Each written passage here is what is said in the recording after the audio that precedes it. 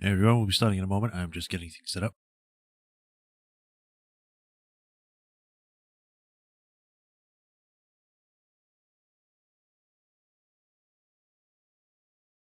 Right. It actually seems good. Voice is being picked up. I think we are good to go. Yeah. All right. So, hi everyone. Welcome to another stream of Ace Attorney Investigations. We're starting somewhat near the time I want to, so yay! But anyway, we are going to continue where we had left off, where we had done the final interrogation, and we are about to start the final interrogation. We have managed to get the ambassador to admit to his wrongdoings, but he will not admit to the truth. So we are continually throwing true facts at him to make him go, "Oh, you have found out the secret." And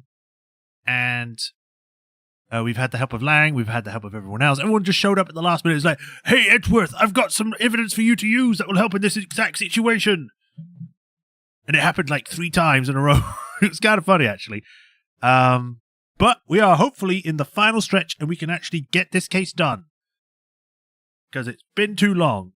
With the amount of areas that we've got, it's been too long. But yeah, we'll see how much we can get done. Hopefully we can finish off this case and maybe start the second game.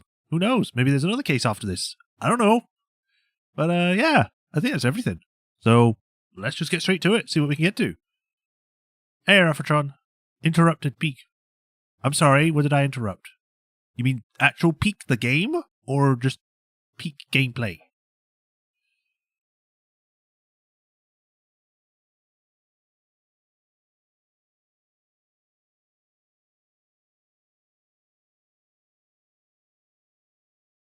This was made by Capcom, beware.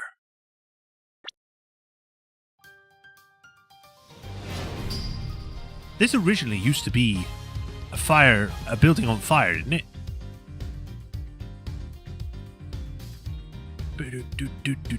Right, showing up on there.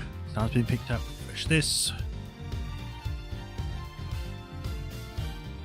Okay, cool. It's up on here. And on here. Cool. Chat, stay up. Always on top. This case is good, I swear. I was reading Goku versus Jiren. Oh, good thing I interrupted you then. You're welcome. It's alright. It was the start of the fire of the intro, yes. Yeah.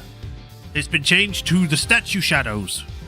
Everything seems fine. So we are good to go. Continue. Yes.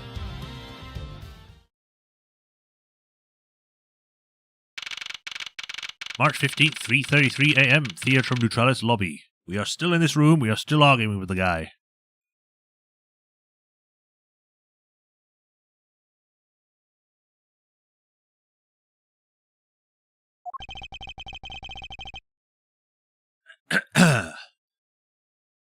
Mr. Alba, I request that you testify once more. As if there be anything else for me to testify about. I still have yet to fully prove that it was Mr. Alba who murdered Mr. Cochin. Well, I would like to hear about your movements before the murder occurred. I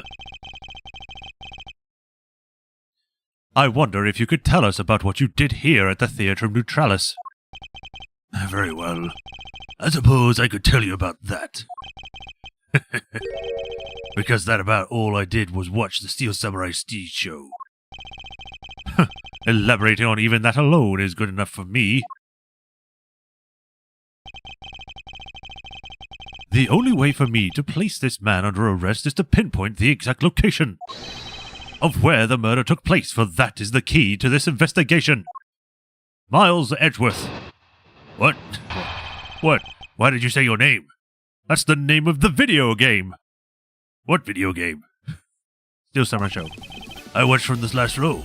The stage was well lit, but it was dark out in the audience. I swear I was in there in the audience, but it's hard to prove that, I suppose. I do remember the contents of the show very well, though. Is that proof enough for you?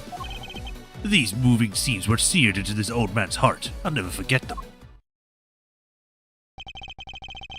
So you were in the theatre proper, watching the Steel Samurai stage show, were you? That's a lot of S's. Jesus.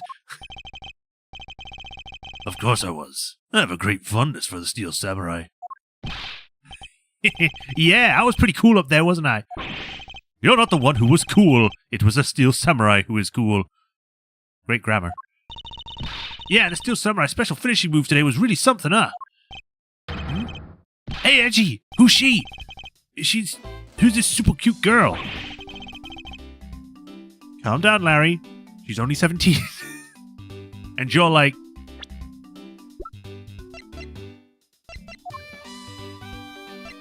You're 25. You're also trying to date someone else. Already.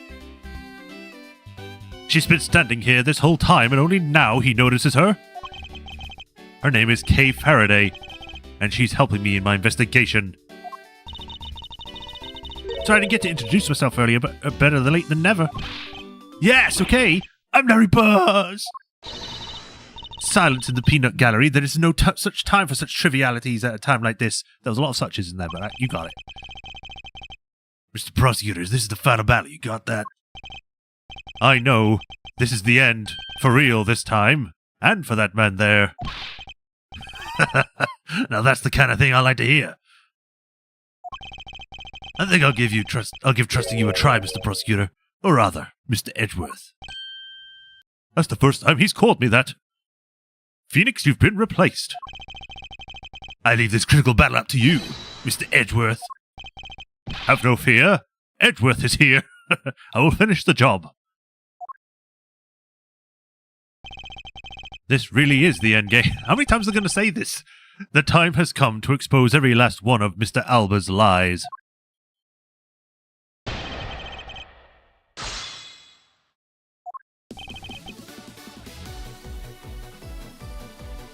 Pretty sure he accidentally hit some Pearl in 3-2. Yeah, probably. Hold it! The last row? I should think that an ambassador would have had special seating reserved. I wanted my staff to enjoy Steel Samurai's show as well.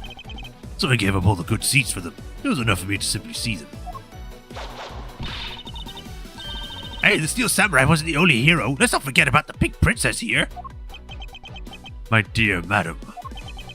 If you continue to thrust about like that, your hip may begin to hurt again. Oh my! Well, aren't you the considerate person who when you want to be? Don't fall for the evil man! But there's young butterflies on the side of Edgy Poo, so you can spare me the flirtatious comments. Wow! He's completely frozen. In frustration, perhaps, I dare say she can become one rather trying opponent. In any case, Mr. Alba, can you actually prove that to us that you are watching the show? Hold it! Are you admitting then that you have no way to proving to us that you were watching? Objection! Objection! Quiet! You buzz in my ear like a pesky little fly. If you don't wish to listen quietly until the end of what I have to say, then perhaps you should pack up and get out of my way. I see that you're willing to be a bit more receptive now. Well, it's true that it may be difficult to prove that I was out in the audience. Hold it! Well, I remember the contents of that show as well myself. That's nice. That's nice? Miles Edgeworth, don't allow yourself to be riled up by him at this important juncture. I wasn't planning to let him... Well, if you ask me, I think I'm the biggest Steel Samurai expert around here. And you didn't think the climactic scene of today's show was just totally awesome? Yes, I remember that well. And that spectacular special move. The way you delivered the final blow against the evil magistrate. Early summer rain jab. Oh, that scene will live in my heart forever. Is that how it went? I totally forgot about that. How could you forget your own special moves? That's the special attack the Steel Samurai uses when he's using the Steel Samurai Spear. Yes, today was the first time they showed it off, was it not? If I hadn't watched the show, then how could I not see with this name of the move? I suppose you are correct, but if you could please elaborate on this point for me.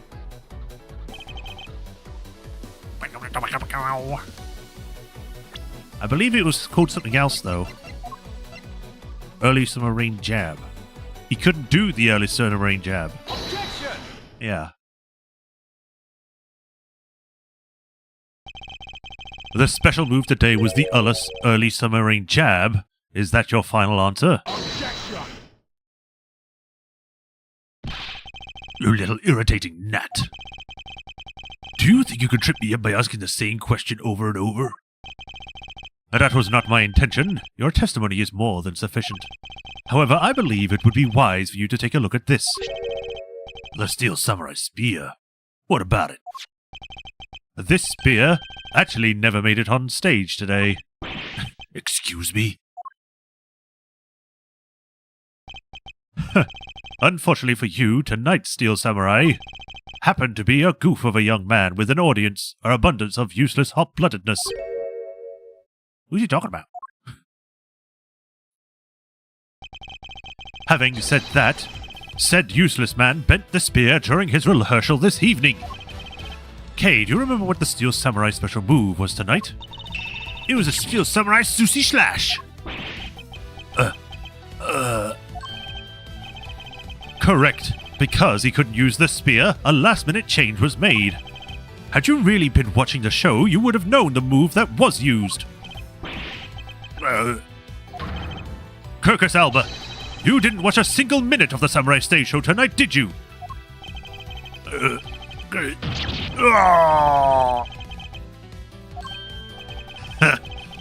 So if he wasn't watching the stage show tonight, then it opens up the possibility that he was busy killing Mr. Cochin instead. He wasn't watching it, therefore he was killing someone. Imagine if you applied that logic to anyone else. I went to the bathroom. You killed this man. I didn't know. I went to the toilet. So where were you during the show? I demand an answer now.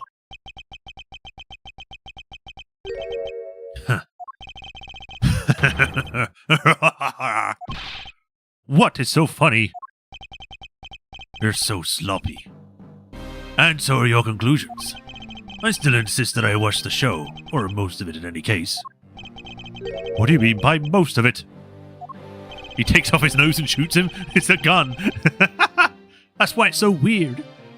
You see, during the show I left my seat for a spell to visit the bathroom. I assumed that was when the dramatic scene was played out on stage. That's the lamest excuse I've ever heard in my life, pal. Just because he got the name of the move wrong. He can't really use that as proof he didn't watch the show at all. As a fan of the Steel Samurai, I had wanted to watch the entire show, honest. Objection! As a Steel Samurai fan, for someone who wasn't even in his seat for the climax of the show, you have no right to call yourself a Steel Samurai fan, ever! Who is it now?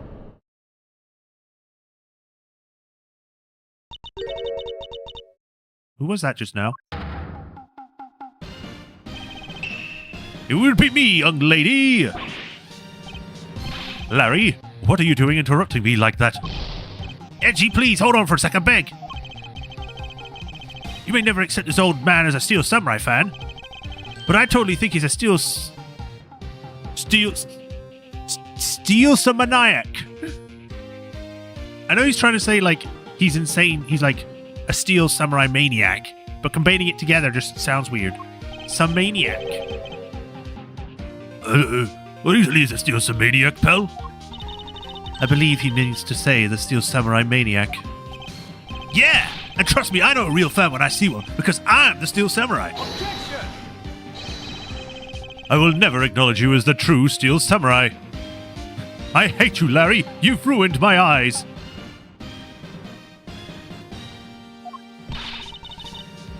What are you doing getting so worked up over, Mr. Edgeworth? It appears the real Steel Samurai recognizes me as a fan.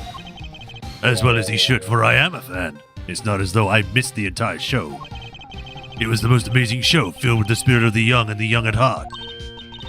The sarcasm dripping from his long wooden nose couldn't run any thicker. Getting the name of the move wrong only proves that he didn't watch the last scene. What if I really need here is something more definitive? Something that links Mr. Alba directly to the murder of Manny Cochin. You know what, Gramps? You need something else. I'm honored to receive such praise from the Steel Samurai. What is it for? Well, I was just wondering how you found out about the early Samurai rain job. Samurai Summer. That move is a bit of a secret that only a small portion of the staff know about. Wait, it was a secret? Larry, wait, what did you just say? His nose is just a barrel break shotgun. Like he just pulls it in, it goes... Huh, did I say something stupid again? Did you say that the early summer rain jab, not job? God, if you read this weird, it sounds like a very... was actually a secret. Well, maybe I shouldn't have said secret. It's more like we only decided on the name of the move right before the start of the show. Right before? Yeah, stage director was going nuts because we were supposed to debut the move. About 5 minutes before the show, we threw it on the dressing room whiteboard. Why could we not visit this location? It would be something new. Early summer rain jab. That's kind of how we decided the name of the move. But by that time, I'd already bent the spear, so I guess the whole thing was kind of pointless. He does the Woody Woodpecker laugh as he shoots. All of you Steel Samurai actors are the same. The director has my complete sympathy. A long story short, because we changed the move, the Sushi Slash, we kind of pretended that the early Samurai rain jab didn't exist at all. I mean, it'd be bad if someone found out we changed the move, so we made it a secret. So basically, a gag order was issued for publicity's sake. It almost makes the early summer rain jab sound like a lost art. Yeah, which is why I think most of the staff haven't even heard of the move. Hold those lips of yours still. What the heck, old man? I've done nothing but listen, and from what I can tell, it's all very unrelated to the case. It's also very tedious and a pointless exercise in wasting time, much like a kid's show. Objection! Mr. Alba, I believe the one who should be quiet now is you. How dare you? I expect that you've already noticed exactly what the very severe implications are in this man's testimony. Huh. So now you're trying to bully me, huh? Yeah, bully the old man. Yeah, boo. Bully to you, sir. There are no implications as to be read in that behind-the-scenes story of a kid's show. Don't even think about trying to slither away you out of this, Kirkus Alba. You were the one who said it yourself that the name of the move was Early Summer Rain Jab. But that name was only decided upon right before the show was about to start. So, just what are you driving at? The name of the move you told us was never used in the show or said aloud. Mr. Von Karma, your brother is being a meanie. Miss Von Karma, please. Whip him. Now then, would you care to tell us about how you found out the name of the move? Because I can only think of one way you could have known. Kirkus Alba, this is the only way you could have known of the special move. You thought it up! You made it up! I say you saw it. You knew the name because you saw it. You saw it on the dressing room's whiteboard. The staff members who knew were keeping it a secret. So you could have simply gone up to the staff members and asked, which means that the only other option left to you is you saw on the whiteboard. So that means Mr. Albert was in there at some point, right? Oh, that's a big deal, sir. I don't see what that means. There is another piece of evidence that was a great deal to do with the dressing room. Oh, excuse me. So we can't afford to let this slide. This is related to both the dressing room and to Mr. Cochin's murder. Take that! The pushcart that was used to move the body was right there in the dressing room. During the show, the pushcart awaited its turn to be pushed on stage in the dressing room. And it was finally pushed there, along with the iron infant in the last scene of the show, where it actually had got the big lump in it. I must have missed that when I first saw this. And then, right after the show ended, it went to the Alabast embassy along with the Steel Samurai. Which means that the only time the killer could have placed the body inside the pushcart was when the pushcart was in the dressing room backstage. So basically, the killer was to be someone who visited the dressing room during the show. Precisely. Oh, God, I don't know where that came from. That came from deep in my throat. Oh, but wait. What if this is just what if? What if the murder took place right in the dressing room? What do you mean, Kate? I have to admit, she brings up a valid possibility. During the show, the dressing room was supposed to be devoid of people. Slipping undetected as a private dressing room when there should be as simple as pie. The killer must have come up with the idea to move the body with the pushcart then too. Correct, thus making the theatre dressing room the ideal location for the murder of Manny Cochin. We've been on this case for a month. And it's all been one night for this guy. Kirkus Alba, during the show you went down to the dressing room, and I want to know why. Yes. Yes, I was there. I went into the dressing room. I knew it. I'm placing you under arrest right now, pal. You got that arrest. Objection! Not so fast. What is it now? I'm losing the voice for it, for him. Don't I deserve a chance to explain myself? Explain? What is there to explain? I believe I told you earlier when I went to the bathroom. I was sorry, I went into a different voice when I got lost when I did. I wanted to ask you for directions, but then I opened the dressing room door. No one was inside. I really understand now why there's a meme about this case of people going, it's the real final case, investigation, interrogation now. It's not. We're literally asking more questions. He didn't use the toilet, he just did the action. Yeah. Hey, Matt the shirt. I wanted to ask for directions for when I opened the dressing room door. No one was inside. And that's when I saw the name of the move on the whiteboard. You punk. Still trying to get out of this? Do you really think you can get away at this point? Mr. Edgeworth, isn't there something you could do to stop him? I don't have enough evidence on hand to do anything. I don't have the airtight evidence I need to put this man away for good. Suddenly, a third person shows up. But if that's what I need, then perhaps... Agent Lang, I believe an investigation of the dressing room in question is in order. It's possible that we may find new evidence there. Someone needs to just kick Albert in the junk? Yeah. Although that'd be abusing an old man, so maybe not. Then again, you shouldn't really abuse anyone, but... if Mr. Edgeworth spokes around in there, I'm sure he'll find some new facts, pal. Ooh, and if we use Little Thief, we may learn something about recreation. Not so fast! We don't need to do any of that. What? Wolfie? How could you? I'm not saying this to be mean. It's just that we've already searched there. My men really asked something else. And they found nothing? There's only one thing I can say to you, sis, and it's that they found nothing. That's it. I guess you're right. If they had found something, they would have reported it to us. They couldn't find anything because there was nothing to find. And if there's no info to feed into Little Thief, then I can't do much help either. Is this the end? My friend? The murder took place in this theatre, which is not protected under editorial extraterritorial rights. And the fact that it was Mr. Alba himself who committed the murder. If I can't prove both statements to be true, Mr. Alba walks away a free man. I mean, no, he's going back to be tried on his crimes. You just want to get him convicted here. Is there no other course of action left to us? It would appear that your hands of cards have turned to be a bust. Now, if you'll excuse me, because of you people, I missed my flight. Now I must make arrangements for a new one.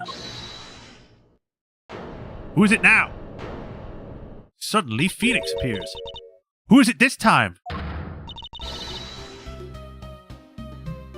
Hold it right there, you whippersnappers! First Larry and now you. She's been here the whole time. What is with the scary monster-like scowl on your face, Edgy Poo? Don't treat me like I'm some sort of nuisance. But you are. I've been meaning to say this, but all you keep me talking about things I don't get at all. You're leaving this lady in the sad, depressing, lonely dust that I'm about to cry in. Why did you have to speak up right at this instant? But you know what, Edgy Poo? Cheer up! Because I'm about to give you the most wonderful thing. The most wonderful thing? From you? That's impossible! It's so super special that I couldn't give it away just to anyone, you know. Ah, my special present of love to my sweet Edgy Poo. Are you ready? Is this? It's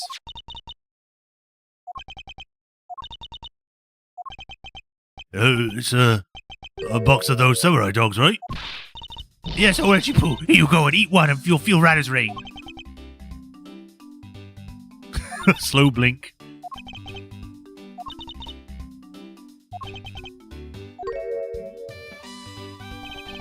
Are we through here?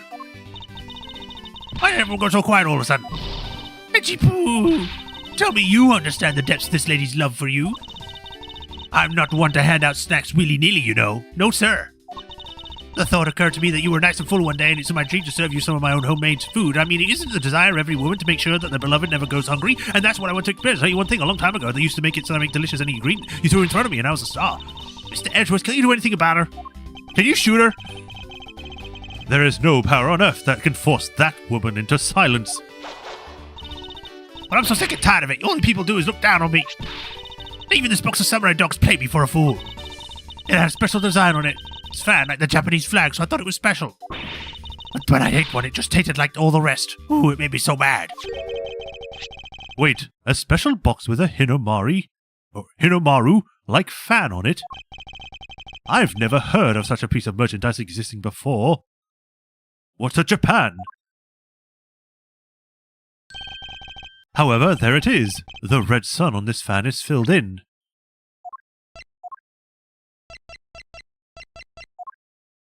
Oh wow, it really doesn't have it colored in. Is it possible? Could it be? Is this a blood stain? After the show, the samurai dogs were piled in the dressing room floor. However, there is no such thing as a Hinomaru dog. This contradiction of the facts between something that should not exist, and yet it does. The rays from this sun may just be what we need to point us in the right direction. The light of the sun shall lead the way to paradise and the truth. A present? Studio Pigweed is basically told us to play directed by. You're supposed to hand the dogs off to the embassy and tell them hi. I don't know why I gave this voice in the flashback. I had to pile them all up into the pushcart just to move them. I believe you understand what this means, correct? You killed Mr. Cochin at the theater and placed his body inside the pushcart. And then, you forced the Steel Samurai to unwittingly move the body for you. It is time to piece the final pieces of this logic puzzle together. No matter how fragile or small the connections may be, once we've found them, the way to the truth will be revealed.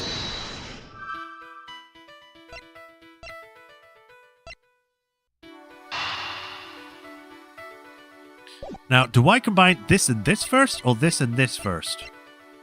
Let's do this and this. Nope. I can't see a clear connection between these two pieces of information.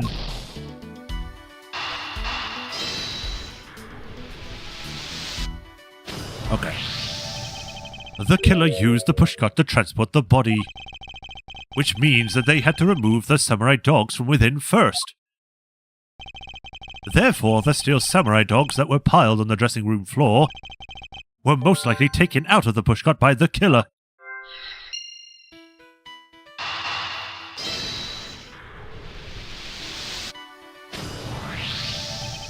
That which should be not exist, this box of samurai dogs with a Hinamaru on it. If this red sun was filled in when the killer was busy removing the samurai dogs from the pushcart, then it's proof that the murder took place in the dressing room. As long as this red substance turns out to be what I believe it to be, Wendy Oldbag, I thank you. What you have given me is truly something very special. Oh, Etchy Poo! Oh, Mr. Edgeworth, are you feeling okay, sir? Mr. Alba, I suspected you killed Mr. Cochin in the dressing room. How many times must I listen to you repeat yourself? Haven't you figured it out yet? Your words are meaningless, worthless, and powerless, and disgusting. You're beneath me. The only way I'm going to continue to cooperate is you find with some definitive evidence. That arrogance, that self-confidence. You believe that you've erased every single piece of evidence that could incriminate you. However, there remains one piece here, and it is what will put you away for good.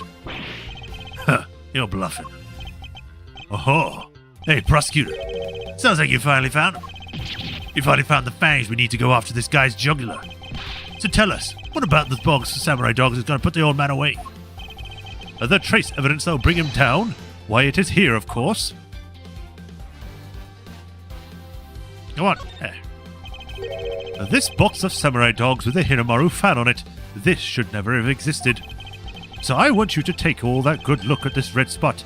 It's a single drop of blood. Huh? What? Blood, you say? May I have a closer look?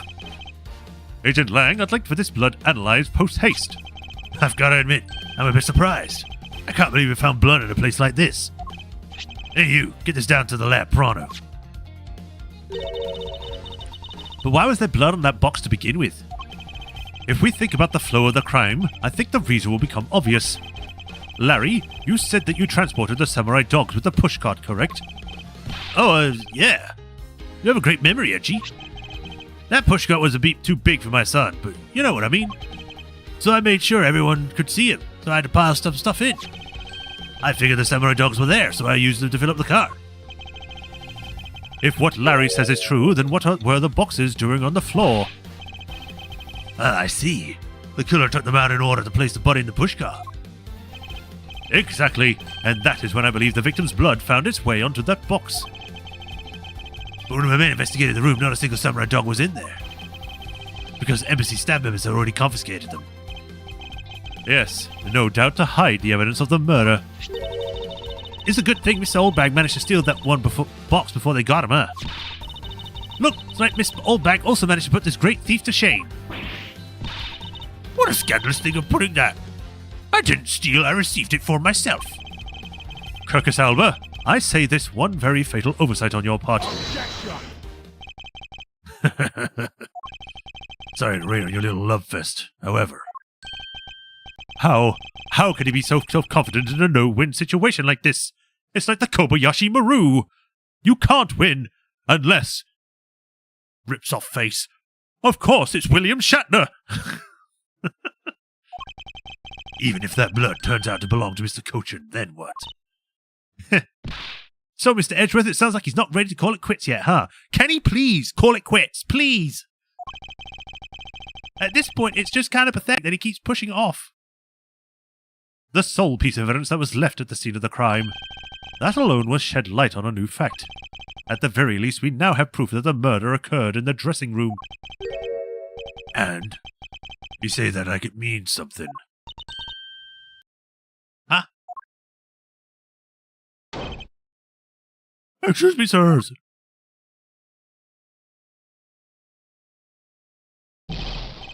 Report.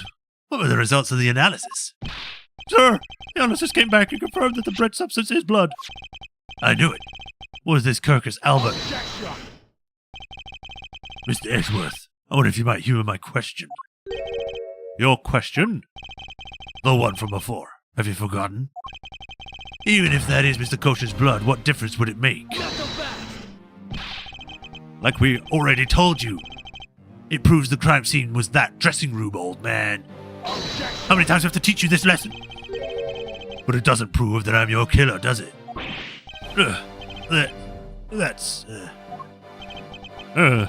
He has a very good point. The blood on that box doesn't prove that Mr. Albert is the killer. Then, this evidence, it's meaningless. That can't be. We were so close there. I want to smack that smug look off his face. Come on, let's get him. There's got to be something we can do. I was like, come on, let's get him. We finally found a solid piece of evidence. There must be something I can expose it with.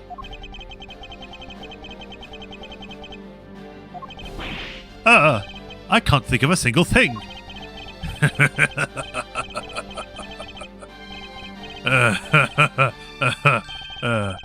Now, if you'll excuse me, I'll be on my way.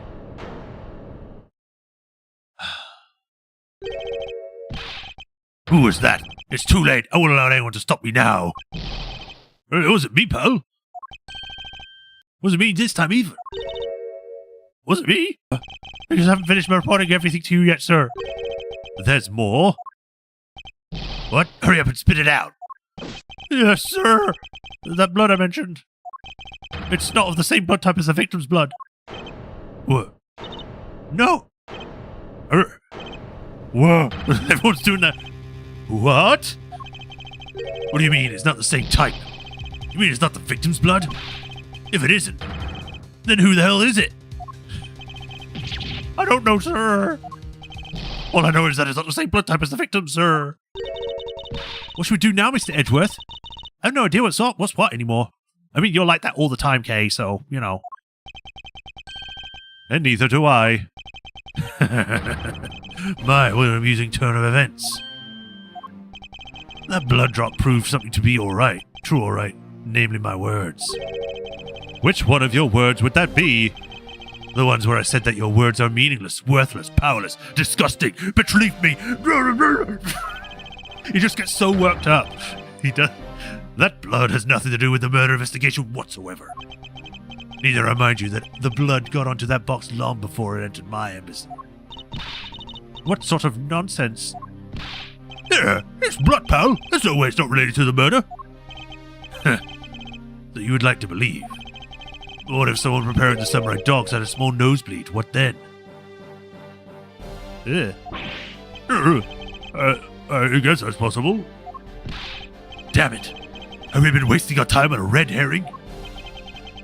The blood doesn't belong to anyone connected to the case. That should be clue enough.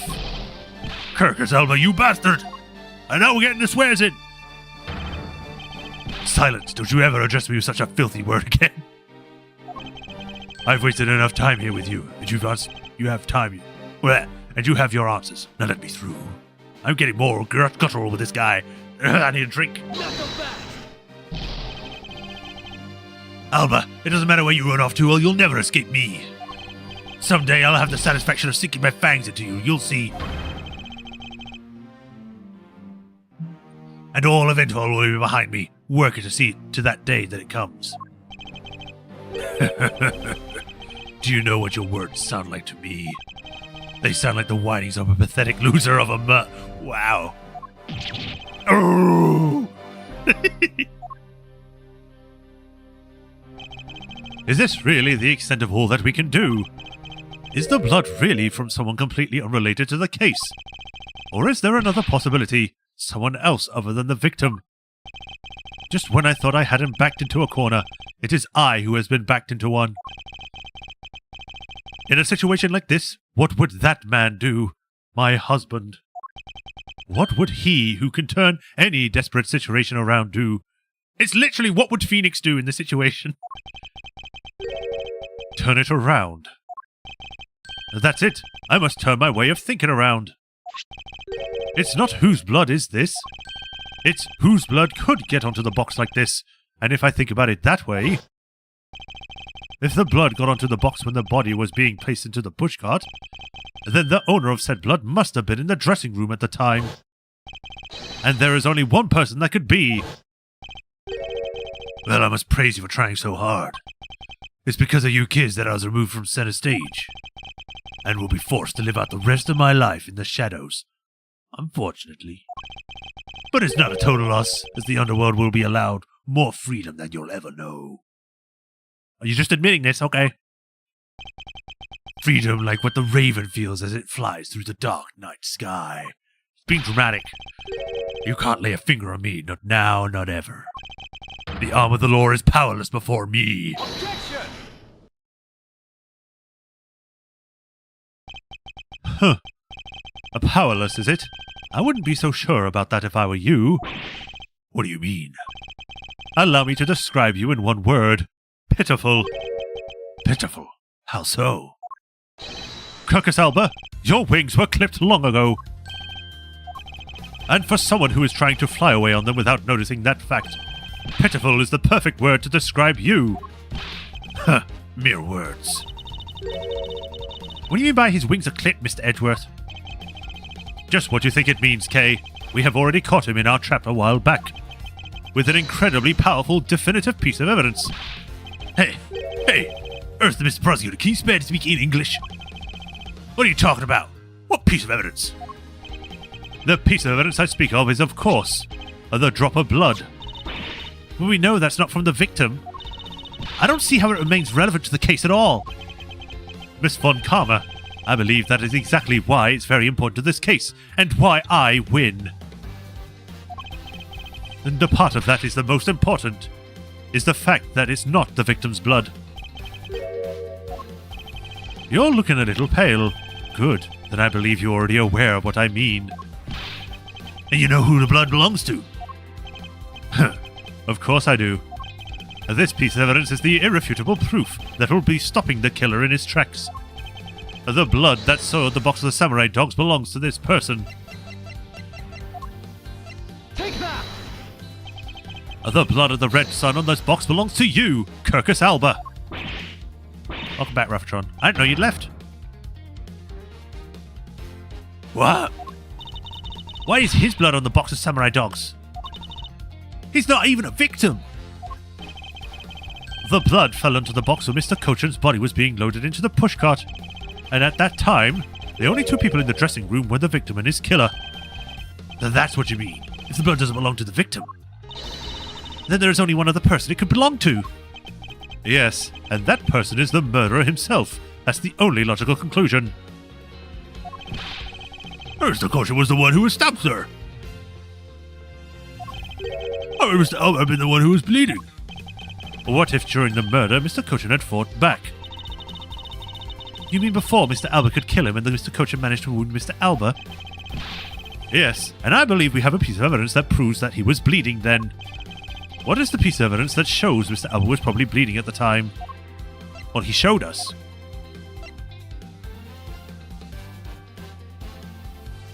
Take that! Mr. Alba, you bear on your body a great wound. That was from when Damas II attacked me with a pair of scissors. Yeah, and that happened way after he was in the dressing room. But what is that? Is that really what happened? What did you miss? The final questionnaires. Pretty much. You can manufacture a weapon by smearing blood on it, so I can't just accept that as fact. Shall we try a test, Mr. Alba, and see if the shape of your wound matches the scissors? Objection! You really are something else, Mr. Edgeworth. You don't let a single thing slip by, no matter how significant the possibility. You're the one to talk, Mr. Alba. You've managed to give the law the slip for 10 years as the smuggling ring's leader. No matter the danger, you can hide every last ounce of fear and anxiety from everyone. You are truly a one-of-a-kind criminal. Objection! I am the master of my fear. However, to think that a person such as you could admit such a loud thing. Do you believe I overlooked something? You said that my wound was called Mr. Cochin. And that it was caused here in one of the theater's dressing rooms, right? Yes, that is correct. I'd like to point out that it's simply not possible. My wound is a stab wound, and one that could only been come from a blade. I wonder, I wonder where you will propose that such a weapon came from. I had to register in my brain where that was. This theater was packed with security guards. And he said theater guards. It would have been impossible for anyone to come into the area without the weapon of any sort. Just as Mr. Alba was able to bring in the alabastrian knife in a bouquet, there must have been some other way to sneak in a weapon of some sort. But as long as you can't prove what that other way is. All you talk about, Mr. Coach, and stabbing me is pure nonsense. So if that other way doesn't exist, you better hurry up and tell me now. With pleasure. Wait, what? No. This piece of evidence shows us Mr. Cochin brought a weapon into this theater.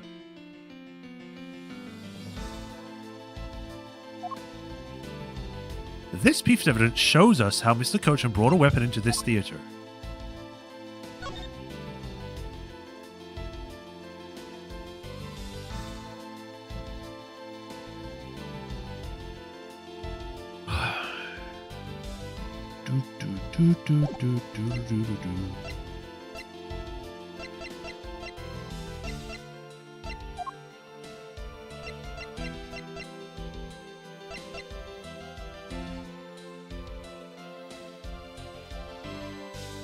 Could you fit it in a samurai dog bag box?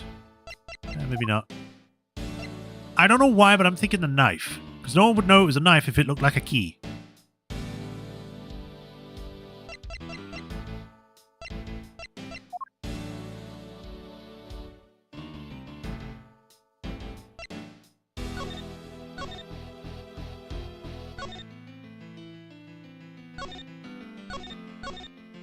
Do.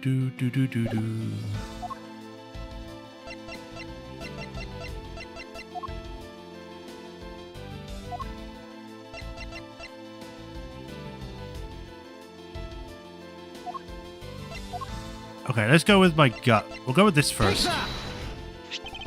Oh, it is the key. Among law enforcement, this piece is known as the Yadagrasu's key. That key! That's the key my father stole from here 7 years ago. And it's a very unique in that it is both a key and a knife. Meaning that under the guise of a key, it could have been easily brought into the theater. You couldn't dispose of the knife that stabbed you. Therefore, you wiped off the blood and placed it back in Mr. Cochin's pocket. After that, the key itself opens the safe in this office. And inside that safe there was a document about Codifian papers, signed by Mr. Cochin. In order to make it look like Mr. Cochin died as the leader of the smuggling ring, you had to make sure to make it so that the police were the ones who have opened that safe. All that hard work to save yourself only served to destroy you in the end. Shall we try matching this knife's blade with your wound, Mr. Kirkus Alba? And he's like, yeah, sure. Because actually he tried to kill me with a spoon. And that is what some may call the coup de grace. Impossible. You can't take me down. Swine, all of you. Especially Manny Cochin. This is all because of that man's betrayal. He sought to steal control of the smuggling ring from me by removing me as an ambassador. I'm just going to reveal everything now. Which is why he deserved to die while bearing the guilt for all of my crimes for me. That's why I sent out the Yadagrasu's card and how this incident was born. Manny was supposed to be the smuggling ring's leader who was killed by the Yadagrasu. But I had yet another reason, yet another story that was supposed to play out. Manny's death was supposed to bring everything to a close. And I would have gotten away with it too if it wasn't for your meddling kids and your stupid dog. Does he mean me?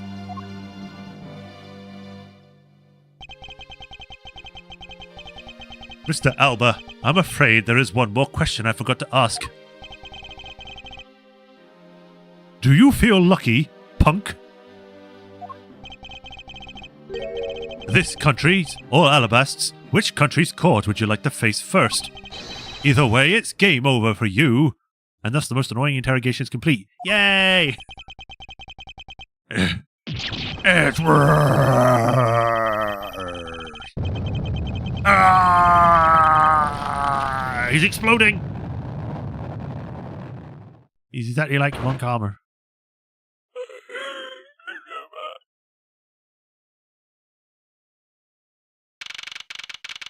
We're just here now.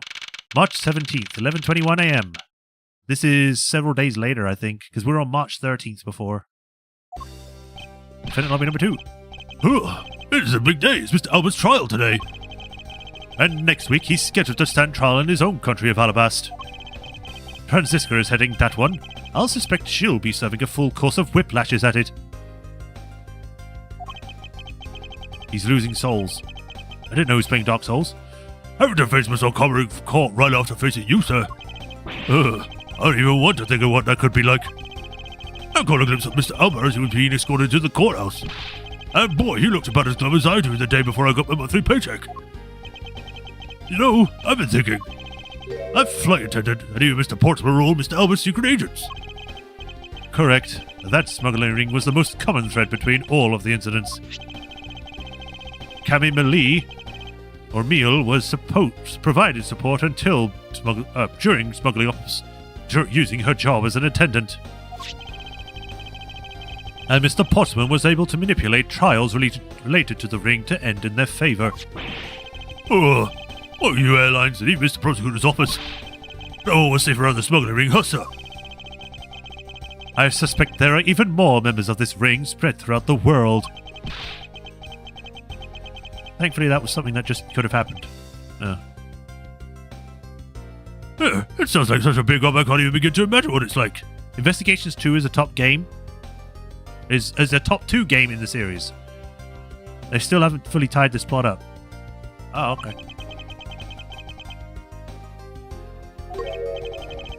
What is it, detective? I think it's just, well, come to think of it, Mr. Ernest Amato's trial is also scheduled for later today, sir. I am aware of that. Mr. Amato has been working with the smuggling rings now for over 10 years. He used the Amato Group's various connections worldwide to assist the ring. But all of that has come to an end, and this conglomerate is now undergoing harsh scrutiny. I owe Mr. Amato a debt of gratitude, but he must pay his debt to society. Well, with the rest of both Mr. Albert and Mr. Amato, I guess that's about wraps up the KGA incident as well, huh? I suppose so. The real killer in the KGA incident 10 years ago was Manny Cochin. And 7 years ago, the killer in the second KGA incident was Macrell. Those two facts are the unshakable truth. However, it seems that a lot of effort was put into hiding these and other truths from us. I will expose it all at the trials today. You're solving cases left and right today, aren't you, Ed, sir? And that's why he became the head prosecutor. CCU and Deadman. Perhaps now these two brave souls who tried to make the truth known can be resting in peace. By the way, I received some gifts from Ambassador Paleno. Shrimp, crab, beef. I don't need any of these, so I'm giving them to you. What? Seriously, sir? Wait, actually, I don't think I want them anymore. Oh, when you're holding them, don't tell me they're just coupons, sir. Detective Gumshoe, have you not read the paper recently? Ever since the two countries became Code of Fear again, its economy has changed. Okay. French translation was great, and there were a couple things in it I missed, but I have no issues at all with the official translation. Oh, okay. Really? And it seems that Ambassador Paleno has reaped a few benefits of his own from it. He has been announced as the official ambassador of the newly reunified Code of Fear. Ah, but what a pity. Even though every item he sent is a treasure, you don't seem all that interested. But if you don't want him, I can give him to my lovely assistant, Kay. Oh, wait, that's not what I said. So, Mr. Ezra, please let me have them, sir.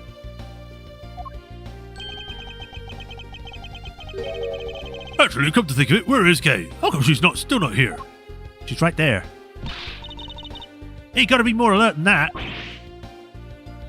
I can't believe you didn't notice. I was even mimicking Mr. Edgeworth for a bit. Voice, not Worth. I totally didn't notice you or realize that was you. Lang Z says ferocious love blooms with every new spring. Why do you keep showing up, Lang? Agent Lang, a pleasant surprise to see you here. It's been a long time since I set foot in the courthouse. I wasn't going to miss. We're watching the guy who screwed up my country finally get what's coming to him. Well, that and something else. I want to see you in action to court. Is that so, Agent Lang? He flushed out all the counterfeit bills, so Sang Far is finally at peace again. You flushed out every counterfeit bill in a few days? That is literally impossible.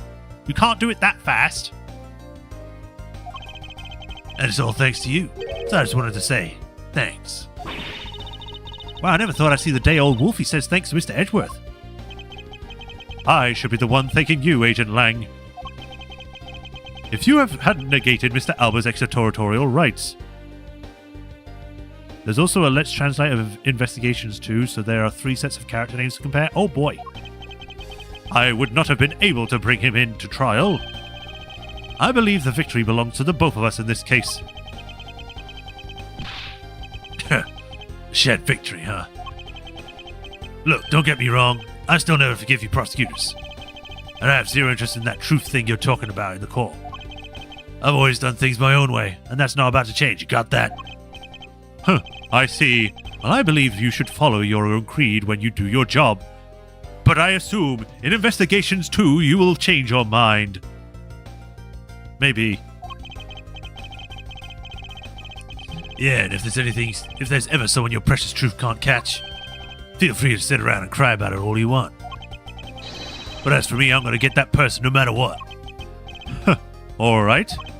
It's about time for the trial to start. I will see you later. I'll be watching your performance from the gallery.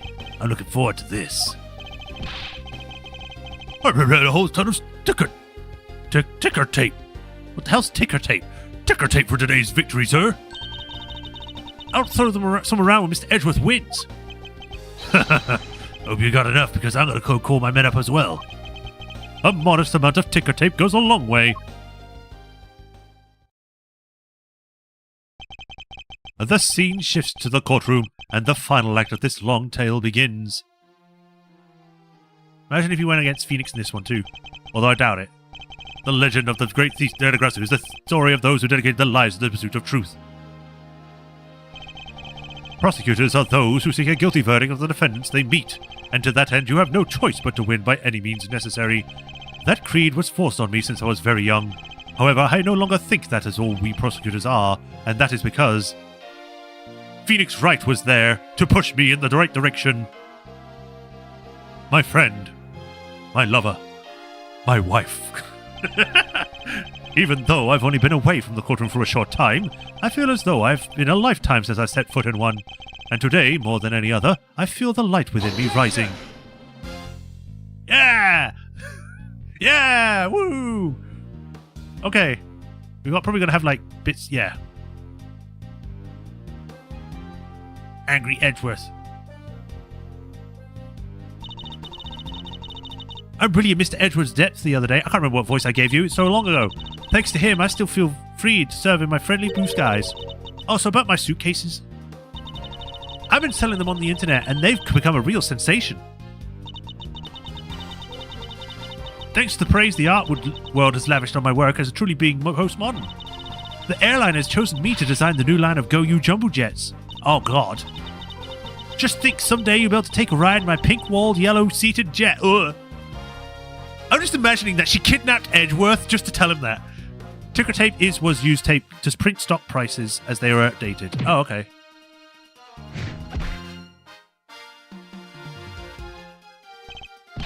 Edgeworth, I ruined out rude of a man. Because of him, my time and the money is wasted. I don't remember the voice I gave you, but more importantly, I found a most fantastic thing. The periodic statue of the Principality of Confederafia.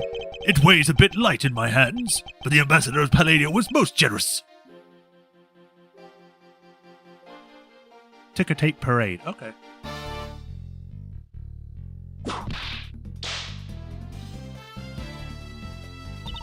Mr. Sandwich Lady, we finally caught Mr. Agent Hicks's killer and I was able to witness Mr. Alba's teary eyes. It feels good to finally bring everything to a close. I received another offer from Interpol to work on another case in cooperation with them. Why are you going up? However, the Codifian courts await.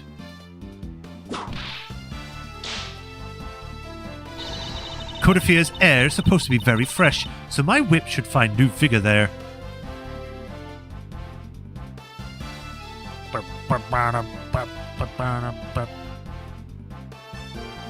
Why is he there? Should be in prison.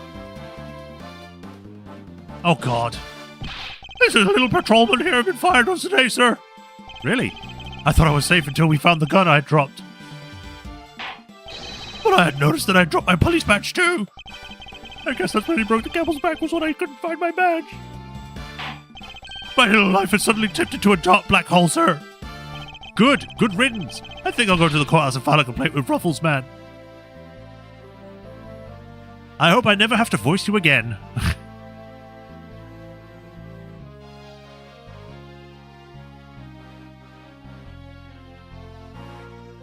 Emma, you were here for too short of a time. I was actually hoping to talk Mr. Edgeworth a bit more than I did. But I've got to get going and return to Europe. I still got a long way to go and a lot of stuff to study there. Maybe I'll find an interest in snacks. Next time I help Mr. Edgeworth on a case, I'm going to do a real forensic scientist. I'm sure he's going to need all the help I can give him, scientifically. Unfortunately for you, by the time you join, he's already become head prosecutor and you end up working with someone that is a defense attorney and not a prosecutor, and has really spiky hair that isn't Phoenix.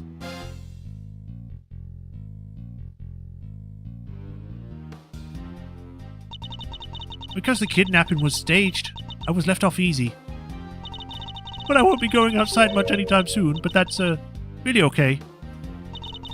The only prison I'm forever trapped in is the cage of love. The guard down at the detention center. Well, when he was on guard duty, he has such cold look in his eyes, just like that prosecutor. But don't. Stop it, Lauren! When will you ever learn to stop being a prison of love?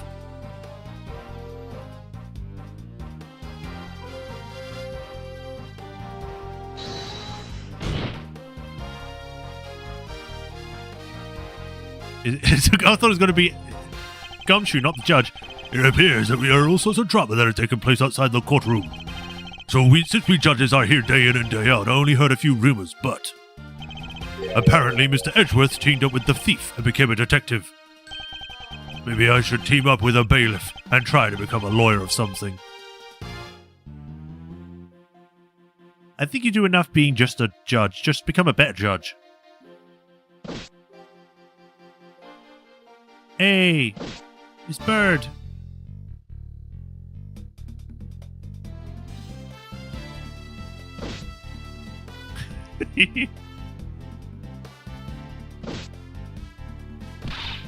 Phew, I barely escaped death yet again. Yeah, but boy, were we lucky to have Mr. Edgeworth help us out, huh? Yeah, because I lost the key, I got fired from my security guard job. I'll let her get you down, Maggie. You still got me. You're right, sir. I won't be sad. I'm going to go pick myself up and get through this. I wonder what my next job should be. Ooh, is this actually kind of fun? And she became a permanent job hopper because she likes that.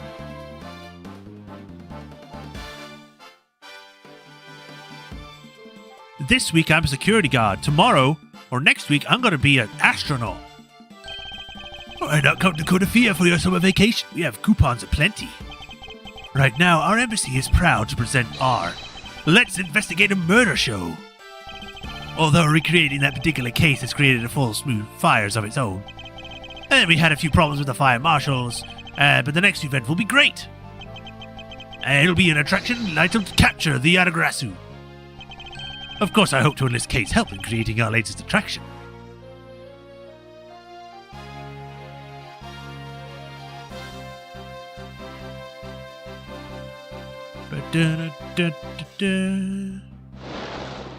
Oh god, here's Larry. I can't believe that Mindy ditched me and went to Japan. But it's okay, because that's how I met Miharu. We're planning to go to Paris soon and start a business. No, someone went to Paris before and you got a statue and they got killed by it. We're going to sell blue ocean dogs. They'll sell like a hotcakes for hot dogs for sure. A blue hot dog and a blue bun. I guarantee you'll turn your tongue and your face blue. No, I'm not really the type to work a lot, or at all, really, but... Oh, so I noticed that I really haven't seen the guy in the blue suit at all recently. Why not just say his name? I wonder what's up. Well, the next time we meet, I'm going to make him eat one of my dogs. I wonder if he gets stuck in Paris. That's why we never see him again.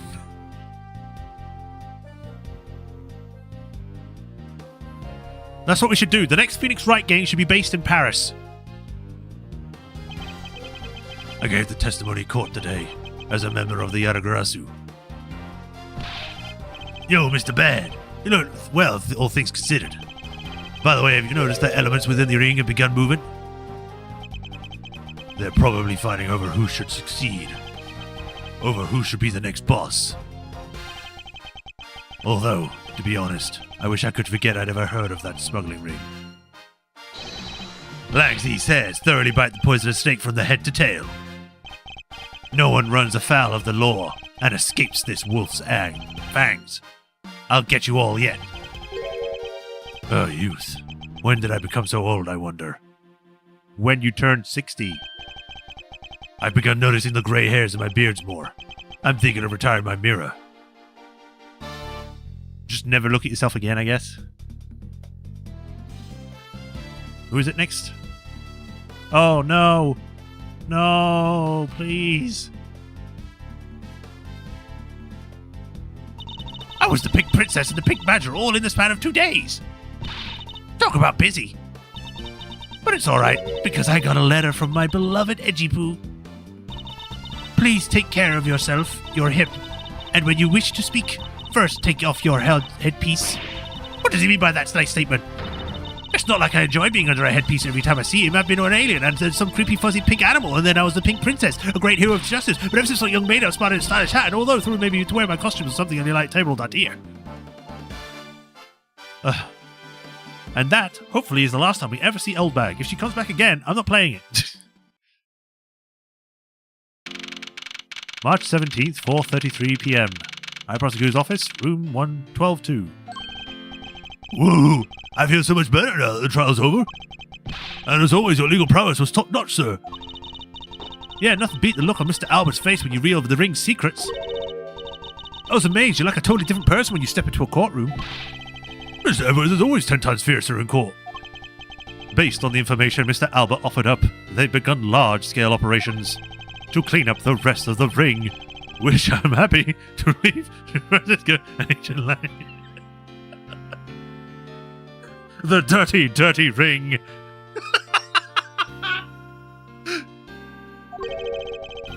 So what are your plans now, Kay? Oh, well, we've taken care of the creep who killed my father, so I'm not sure.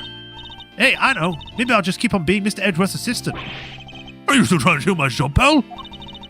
Just kidding, just kidding. I can't steal something so important to you, Gummy. What a relief. Kay? Yes? Even after all that's happened, are you still planning to become a great thief? Of course. But I don't want to tarnish the legend of the noble Yadagrasu, so I'm going to go hold off on doing anything until I make a tight 3-person team of my own. A 3-person team? I mean, we're right here, so... A 3-person team of young beauties the same age as me as possible. With those criteria, I highly doubt you'll find the 2 people you'll need. My father chose to fight for the truth. I think that's what was so noble about him. So you see, Mr. Edgeworth, the only thing I'll ever steal are the truths that have been hidden away. I'm going to work extra hard to make the world here the Yadagrasu isn't needed. Huh. Let us both try for such a future. Well, I guess it's time for me to get going. I see. Okay, keep your chin up and stay strong, okay? I don't want to be a stranger. Don't worry, I'll be back in investigations too. Edgeworth Boogaloo. I'll be sure to break the lock on the window and sneak in. If you could, I'd appreciate it if you came in through the building's front door. That's okay, Mr. Edgeworth. The lock on my window at home has always been broken forever. Oh, one last thing before I go. Let's take a group picture, just the 3 of us. I can remember the photo. Every big case has got Edgeworth on. No. Hey, why not? Don't tell me you're a camera shy, Mr. Edgeworth. Of course not, detective. Come on, Mr. Edgeworth, I'm taking the picture now. Hey, come back here.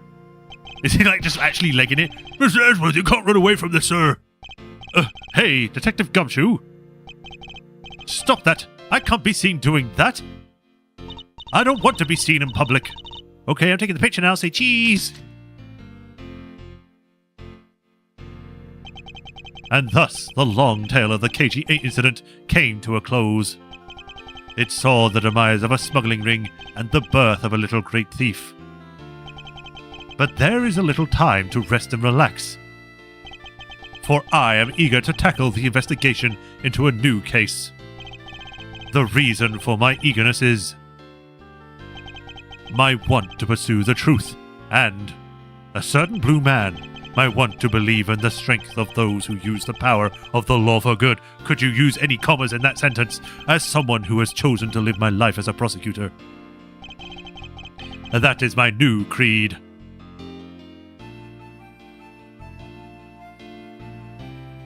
They're accosting me. I shall hand this into the police so they can arrest them.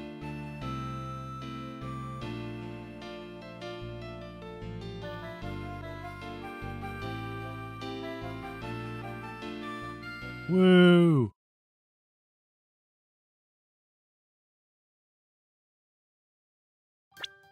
New items unlocked in the gallery. Yay. Imagine if it also said, new game unlocked. Alright, so that is Investigations 1 done. So now I can actually give you my thoughts. It's good. I like it. I thought it was cool. I like the characters to an extent. I do think Kay, while introduced and interesting, at times, she's kind of like just around. She doesn't help as much as I thought she would. She makes the cool like holographic areas, but that was used a lot less than I thought it would be. The other cases were fine. The final case was too long. They gave you too few areas to explore and gave you too much to go through. And I don't mean evidence. I mean as in like questions, like interrogations. Like, you can't catch me yet. I've got another thing you can look at. You don't know when I cut my toenails last week. You can't prove that I was there for the murder with that. You know, it just kept getting going and going. I get the feeling they did that to make it longer because they basically went, oh, crap, we're at the end of the game. We're too soon. We need to make this extended, so we need to add a bit more so it's almost as equal length to the old games. You know? So it felt a bit, but overall, it's all right. I give it like a...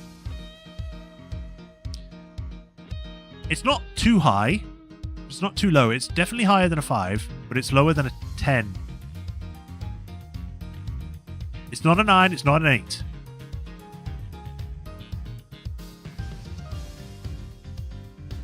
I'd give it a 6. It's good. Could be better. Yeah, I think there are other games out there that are better in this series. But, yeah. How long have we got left? Oh, we still got nearly an hour, so I guess we could just start trying to the next one if you want, or we could end it there and start it next time. But let's have a look at gallery while we're here. This gallery contains spoilers. Does it now?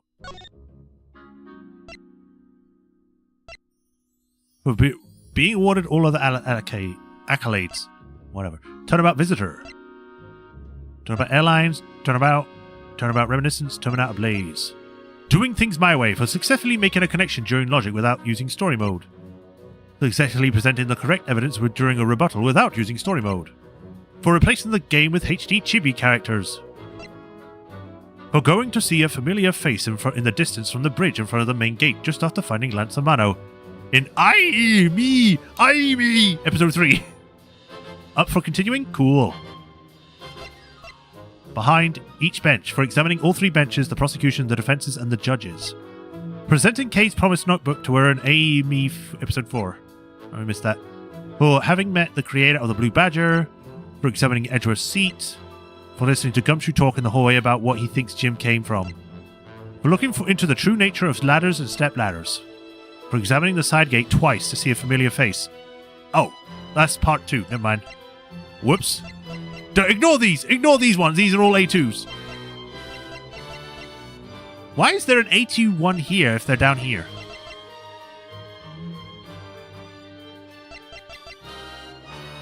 Unlocking everything in the gallery. A2. Photo album.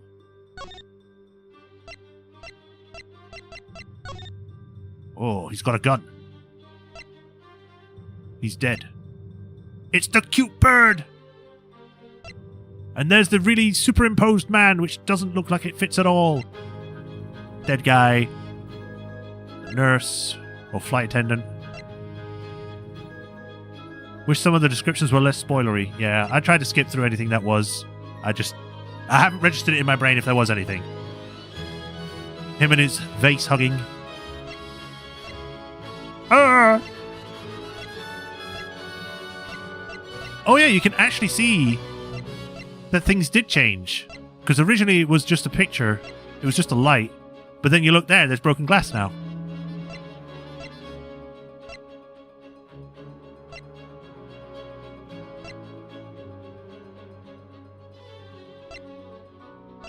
The artwork for this game was actually really good.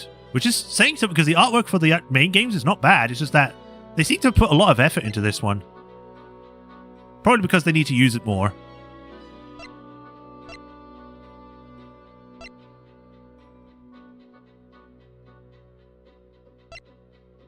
I'ma stab you. I'ma shoot you.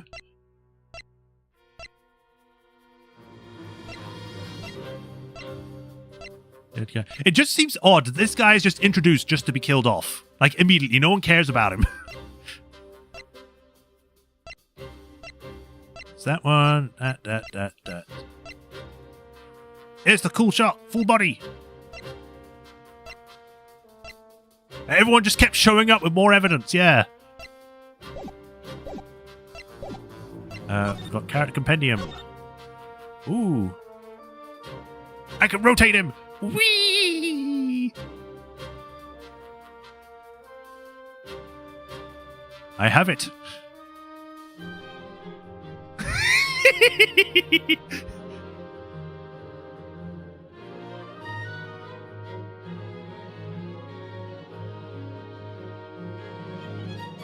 Dramatic time checking.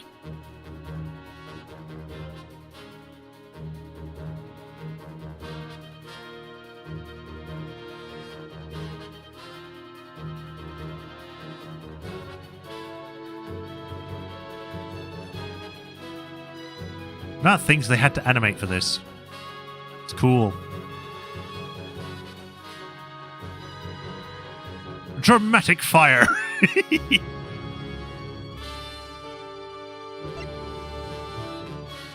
Wee 3D man.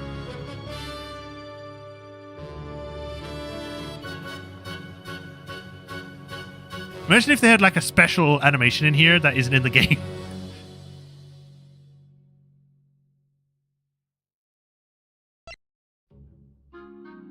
It's Best Girl. Her hair is so bouncy in this. I never noticed that. I was too busy looking at Edgeworth when I was playing as it.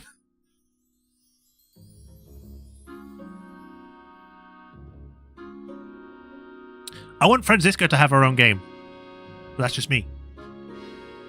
Be like, you have a whip button. Whenever you walk by someone, you can whip them for points.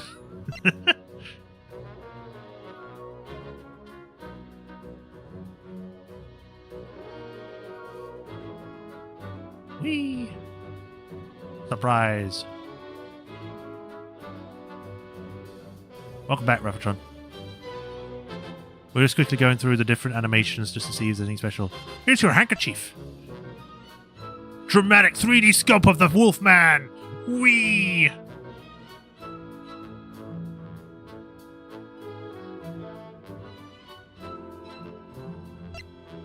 Sheena.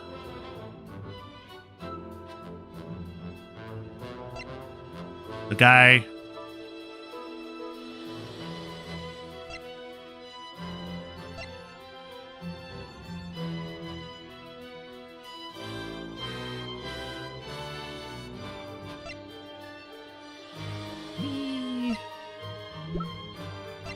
All these other characters. I don't want to go through each one. I just want to go briefly through them.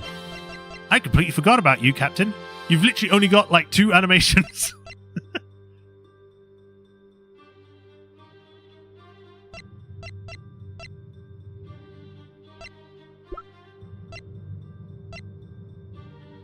It's Von Comma. It's young Edgeworth.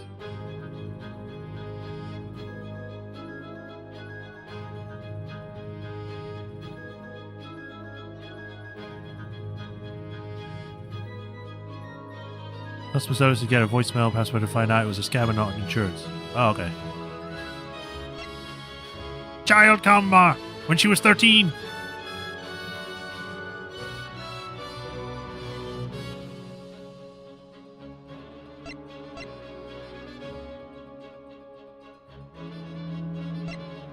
$53, $22.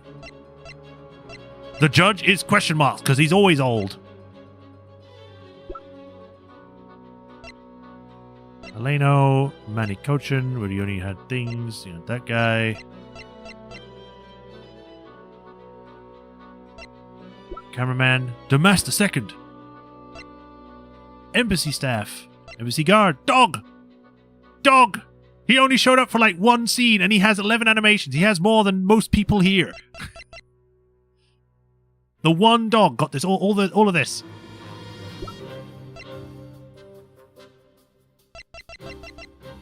Wait, why is this here if they don't have anything?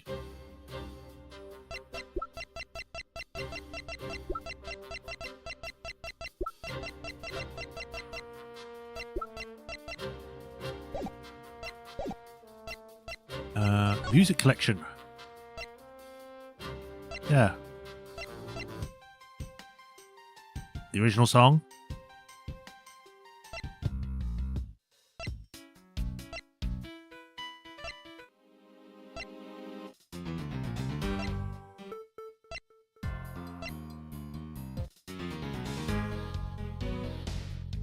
Ooh. You can really hear the in and out.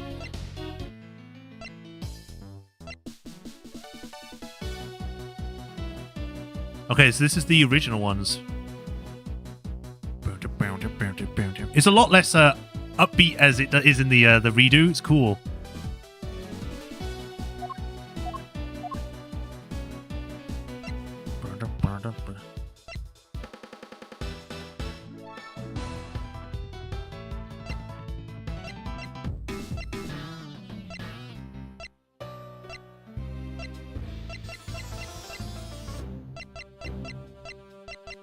Does it have it as a separate thing, or is there a button that is hidden by the chat that is that would allow you to switch between the different tracks? There it is, the bouncy song. I will say that the redos or remasters of the music is really good. And you can actually compare it here, which is cool. Can't look at those.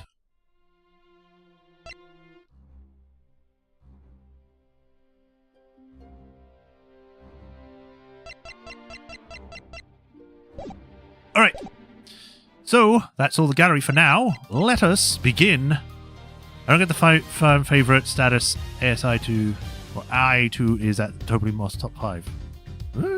Alright, we are going to begin the next one. Prosecutor's Gambit. This place looks fancy. What the hell? Trying to see if I can notice any difference between the title. I guess investigations is different because the word investigations here is stamped on, where here it's a part of the title. Alright, let's go! I think a large part of its popularity, and I'm in this group, is how well the cases are intertwined and how memorable certain characters are. Love this game. Well, I guess that's a ringing endorsement as we start it today.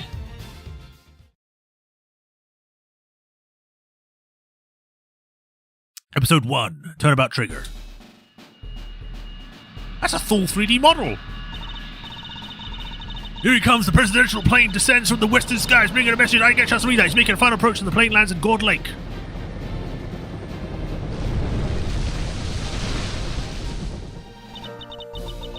Just listen to that crowd. Welcome, Zhengfa. Welcome, Mr. President. We actually get to see Zhengfa this time. And now, sir, your audience awaits. And then, bang!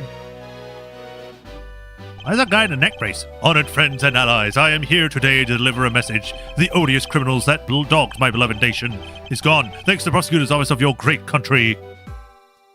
Oh, I was joking. You have our most heartfelt gratitude. However, friends, do not forget, the battle against evil rages on. Here today, I make you this solemn promise. I am a lion. We will crush the victim righteous hammer on justice.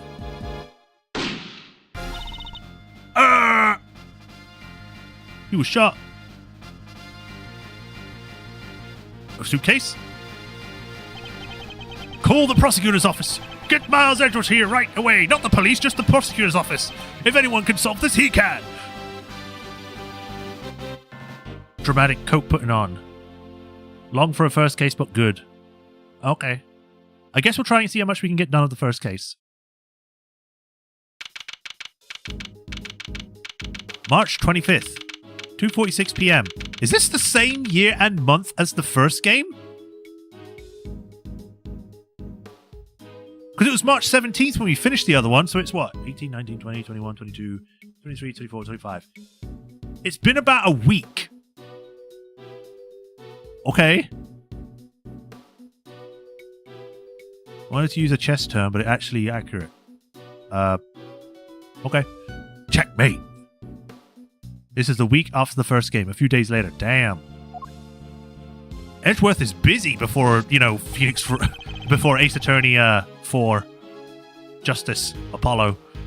The news must be halfway around the world already. A few weeks before Phoenix is disbarred. Great. After all, it's not every day that an attempt is made on the life of the nation's president. My name is Miles Edgeworth, and I work as a prosecutor. I came as soon as I got the call. The moment the phone rang, I knew it was serious. I could tell by the tone the phone was taken on me. Miss Edgeworth! Of course you're here, sir. This is Dick Gumshoe, a detective from the local precinct. He's usually the one I'm assigned to my cases. How is the president, detective? Oh, we still don't know, Mr. Edgeworth. The medics just boarded the plane a few minutes ago. I see. I hope he's alright. You mean it just happened and we were the first people to come? Okay. I will say that they've changed up how they've done the character models for this. They seem more like... they move more. If that makes sense.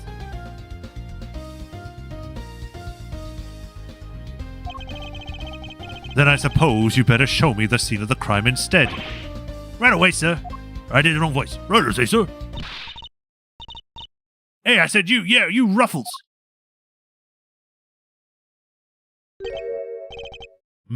Who's that?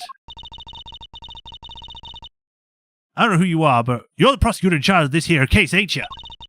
Want to give me your first impressions? Anything strike you all as odd? I just got here. It would be weird not to acknowledge such an incident, so it was crammed in. Regarding gambit in chess, a gambit is a sacrifice to a piece to attain a personal advantage. Yeah, I know. Gourd Lake is about half an hour away. Discount Lauder. No comment. Detective Gumshoe with me. Come on, Mr. Prosecutor. Don't be like that. And Mr. Edgeworth, wait for me. Discount, but more charming Lotter. Now, Detective, I'll need the facts of the case in as much detail as you can give me. He doesn't say anything. Jesus! I think he needs to get a new jacket if it is that tight on him. You can see the muscle definition. Unless he was, like, not that buff when he was on the flight here, and then he just worked out the entire trip. And his ears are pointed. He's literally a lion. Well, the scene was right here at Gourd Lake, as you already know. A bunch of people were gathered here to welcome the president of Zengfa. Dijong Wang. Wang. Yes, I read about his visit. President of Zengfa to visit. He looks like he's a wrestler, like he's in Street Fighter more than this. I'm gonna break him. It's been all over the news for days now. Newspaper clipping jotted down into my organizer.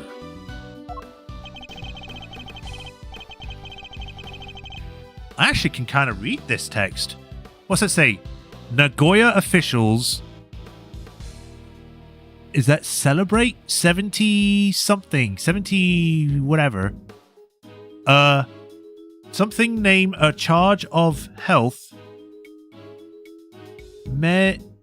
Next welfare maid. What? Next welfare maid? Oh, the text gets cut off here. It's a bit weird. 3DO ceremonial. Wait a minute, it's just repeating the same line over and over again. Because again, it says Nagoya officials eliminate or celebrate 70 something. Facilities will be maintained in the future. A city official in charge of health and welfare said. Yeah, it's just repeating the same line over and over again. Interesting. The fact that they even put something in English there is kind of impressive. He was waiting until last night before he landed. Luckily it let up, and he went on stage as planned. Fan translation rendered a name as Dijong Huang. Let's translate use Dijong Wang. Oh. And then, smack dab in the middle of his speech, bang! A gunshot goes off. Everybody runs for cover, terrified for their lives. Apparently. Apparently. Truth is, I only just shut up myself. I don't know a whole lot more than you do, sir. You were summoned on short notice as well? It sure was. Right in the middle of my day off. I was in the office taking advantage of the peace and quiet to prepare for my next case. And then the boss himself calls you to the scene. Never a dull moment, huh, Mr. Edgeworth? The boss? Yeah, chief prosecutor was right here in the park. Saw the whole thing. The first chance he got, he yelled at the top of his lungs. Get me Edgeworth right away, he's the only man for the job. Something like that. I see. Oh, they cordoned off the perimeter of the park as soon as it happened. You'll be happy to know. So our would-be assassin is still here somewhere. Good. I can beat him. Yeah, now that I can actually look at the crowd, they look like completely different people. They look like actual people, which is a little weird when every other characters have been stylized to fit the universe. These just look like people. A literal strongman, his future job. All you gotta do is find them in the middle of that crowd, before they strike again. You're right. We don't know what else our culprit might be planning. These people are in danger. We don't have any moment to lose. Let's begin with the basics. I'll try to read into the crime scene for clues. I don't know matter how insignificant they may be. Precisely. The president was shot at, which means a gun was involved. That's our first clue. Alright, duly noted. Detective Gumshoe, how exactly was the security detail surrounding the president's speech organized? Oh well, sir, our officers were mainly focused on securing the perimeter of the park. The president's people took charge of the rest. He has his own team of bodyguards. See those guys over there? Maybe you should ask them a few questions. If I want to talk to them, I'll have to need to walk over and press A. I don't know what I'm saying. Whee! Sir, the president's bodyguards are in front of the plane. So they are. I should walk up to the bodyguards and press A to talk to them. You're not going to let me look at anything, are you? Fine. Can I help you? You're one of the president's bodyguards, correct? Could you tell me how his security detail was arranged during the speech? 2 of our senior operators were attached to the president. The rest secured the stage. This isn't our first rodeo. Anything suspicious in that crowd and we would have spotted it right away. I see. So the president's security was tightly orchestrated for the duration of his speech. Let's investigate further. We should speak with other witnesses and continue to look over the crime scene. We can't afford to leave any stone unturned. So that's how you all go about it, huh? Sure, it's something to see the pros at work. Can you share a little bit about what happened to the information once you got a hold of it? Bystanders. This one seems persistent, but I can't afford to get distracted. Hey, Ruffles, I asked you a question, dang it! What happens next? Well, we put all the information together and try to find connections, right, sir? Detective. Oh, don't be so hard on the poor guy. So connections, you say, and what next? Oh, well, I guess you could say we connect the dots. Connect one piece of information to another. You know, like anyone else would. It's Mr. Edgeworth's forte. He is a logic master. I can view what information I have with left bumper, and then connect it with Y. Again, what are these words I am saying? I should try it now. Just a quick press, and we'll be off to the path of logic.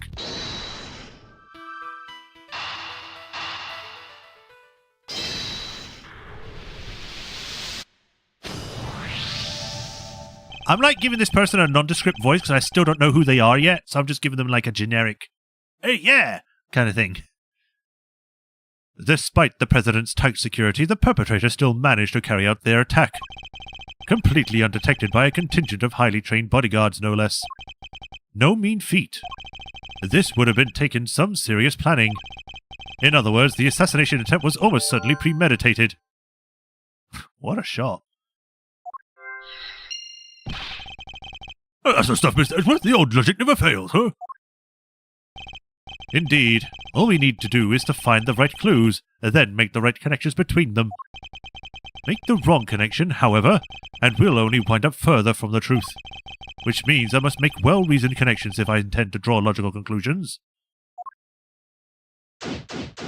Woo! Began investigation! What a shot, but the shot missed, though. That's not what I meant! I meant as in, like, what? It's a picture of a guy, the guy with, like, the crosshairs on him. Let's go get this investigation started. Time to examine everything that looks suspicious. To examine things, I simply need to walk up to them and press A. But if I wish to speak with the detective, I should use Y. Assassin. So, the president had a nasty surprise when he was giving his speech. The same thing happened to me when I was a kid, right in the middle of a public speaking contest. There I was, yamming away, when all of a sudden, earthquake. Almost jumped out of my skin. That sounds terrifying. Even the word earthquake makes me queasy. You were listening, Mr. Edgeworth? I thought you were ignoring my little aside, like always.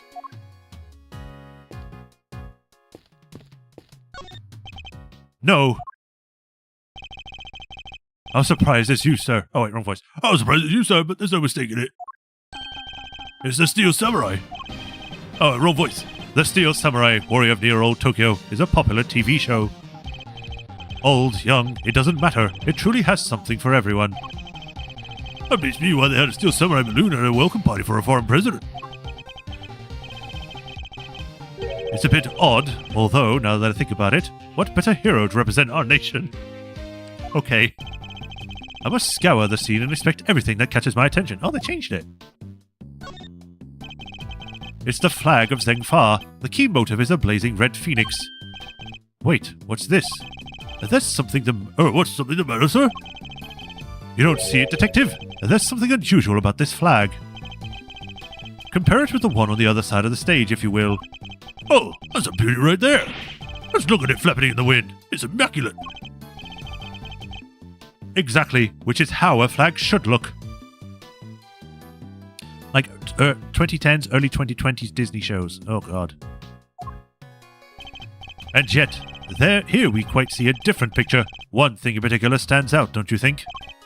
Right. Oh, course, that is, I give up. Come on, spill the beans.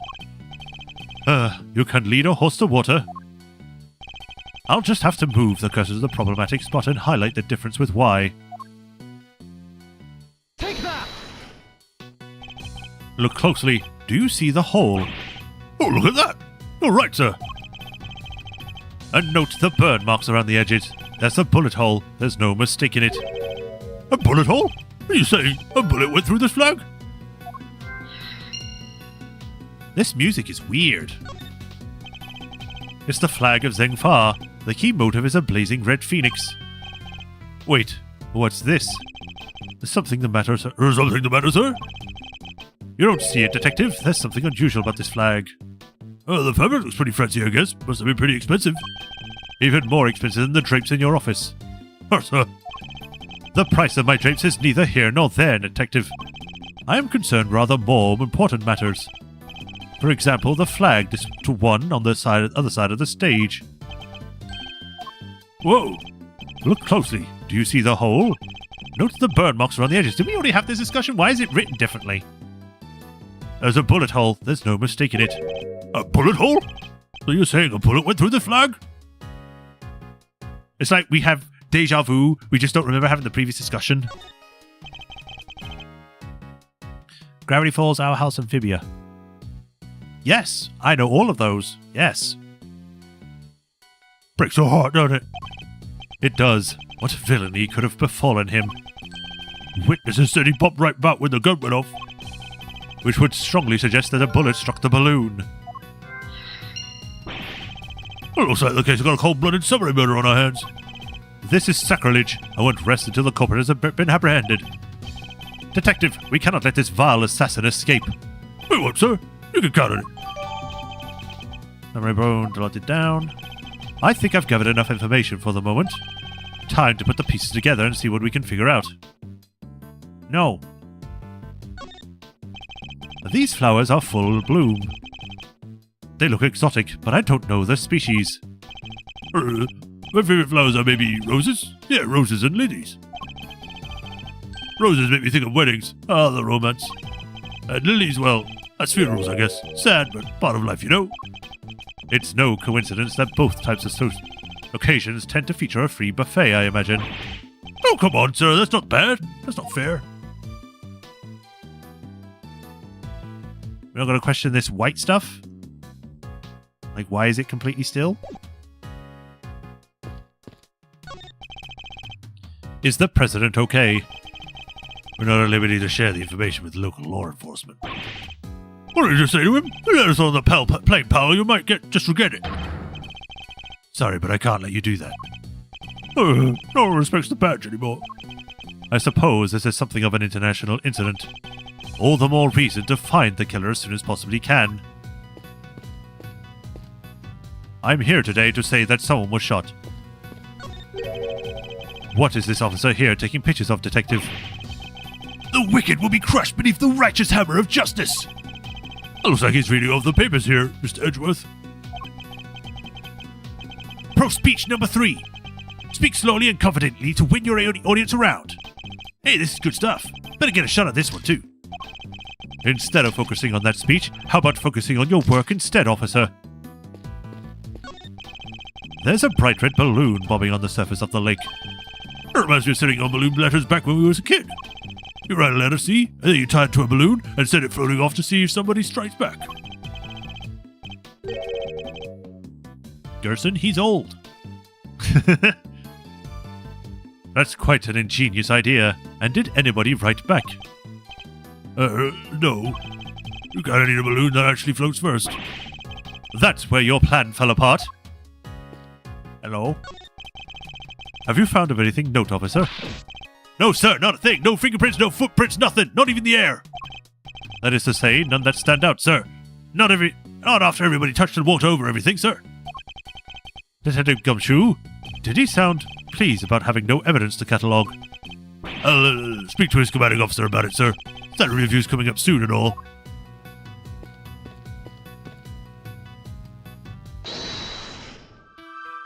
Pop balloon, assassination attempt, flag with hole.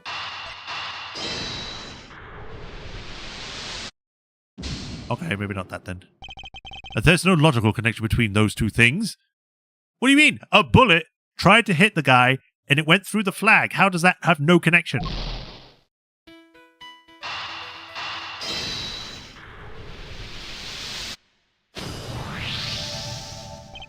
There is a bullet hole in the flag, and it seems highly likely the balloon was popped by a bullet too. Which means 2 shots were fired, right, sir? Possibly even 3. The president was shot as well, remember. Equally, the hole in the flag and the hole in the balloon could have been made by the same bullet. What we need to know is how many gunshots there were. Oh, that's it? Alright, on with the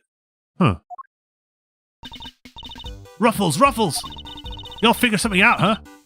Care to share? I just noticed the Go You on their sleeves. Who exactly is she, and why does she keep shouting at us? Rubberneck, I guess. She's pretty interested in her case. Come on, give me some in here. We do need to speak with some witnesses to find out how many gunshots there were. Fine, let's see if she can tell us anything. Oh boy.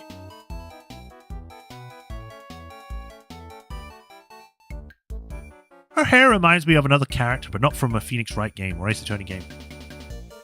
My first mind was like Sonic the Hedgehog, but no.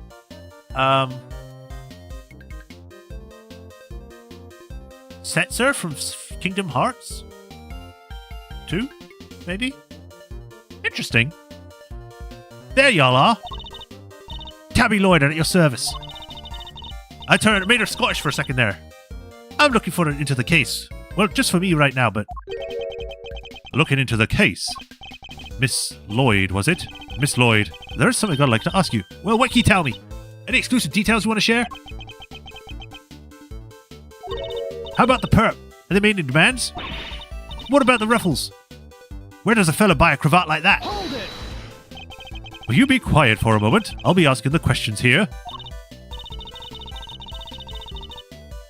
Dang. And here I thought I'd get something juicy for me piece. Tabby was Nicole Swift in the fan translation and Clara Hawkins in the Let's Translate. Nicole Swift is actually kind of nice. I kind of like that name.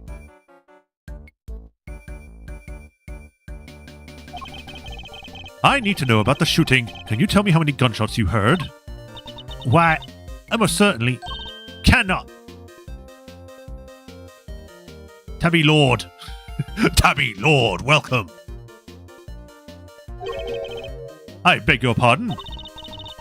I just can't be handing out leads for free. That's just my livelihood. Like tabloid pun too much. Yeah, it's not bad.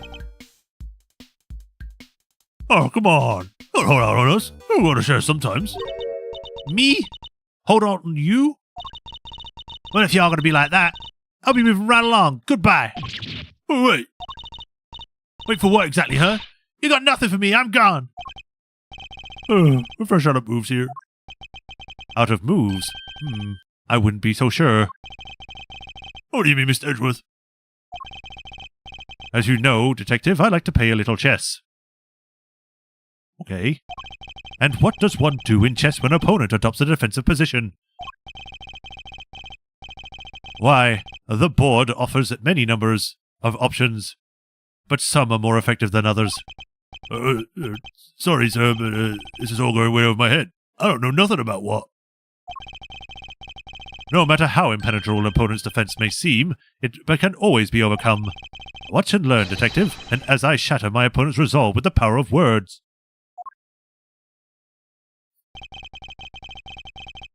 When attempting to draw out an entrenched opponent, one must employ certain tactics. Let us picture the board and see if we can anticipate our adversary's next move. I like to think that he just made up this thing like a week after everything's done. He's like, maybe I can use chess to help me win battles. Now we must analyze the state of play. Y'all ain't getting nothing out of me. Not until you give me something in return. Why are those pieces so well modeled? What the hell? My opponent has dug herself in deep. Her defenses won't be easily broken. But I cannot afford to try her patience by taking too long to plot my next move. In other words, I must be conscious not just of my strategy, but also the passing of time. Oh, okay. So there's a time limit. That said, I cannot afford to waste words either. In fact, I can pay dividends not to. If my opponent gets too agitated... If you're fixing to ask me something, will you danged ask me already? I may be able to gain a tactical advantage by calmly biding my time. And then when I see a crack in my opponent's armor, I pounce. I should begin by finding out what it is that she does.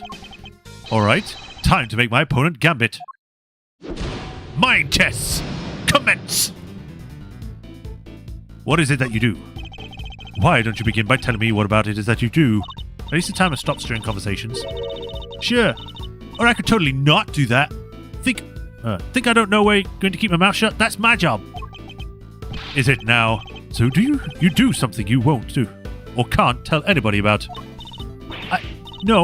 Shut up. I ain't about. I ain't no lawbreaker if that's what you're insinuating.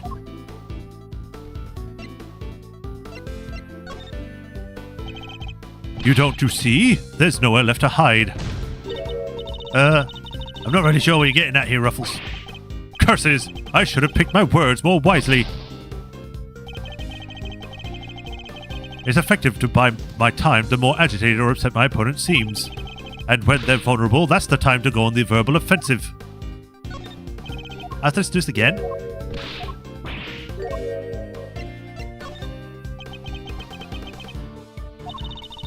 I'm a law-abiding everyday citizen. And you got no reason to say otherwise. Forgive me, I meant nothing by it. The chess dimension, yeah. It's not as in-depth as it sounds. Okay. If it's something you can't tell me about, I imagine it must be very important work indeed. Sure, I guess. I'm making her more southern as time goes on. I was originally making her Scottish and now I'm making her more southern. Least ways it will be once I bag me my first scoop. What was that about scoops? I see. It's a scoop you're after. So you're a journalist, is that correct? Dang! Sure. I'm your friendly neighborhood reporter. Don't you dare quote Spider-Man. You are not Spider-Man. I hate you already. Nah. The hunger's come on the beat. That's the mystery of why she does for a living solved. Perhaps our hungry young cub has gathered information vital to the case. Let's make our next line of inquiry. Ooh, time restored. With the opening moves concluded, the mid-game approaches. What else does she have to tell us?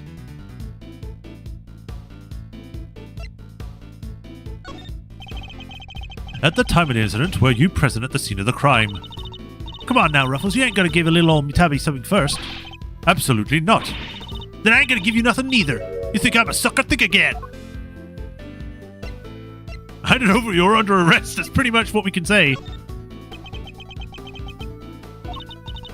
Come on, this is my career we're talking about here. You gotta give me something. Sadly, the more you know, the more you might find yourself in danger. I ain't scared. I'm a pro. Takes more than the sound of a little gunfire to faze me.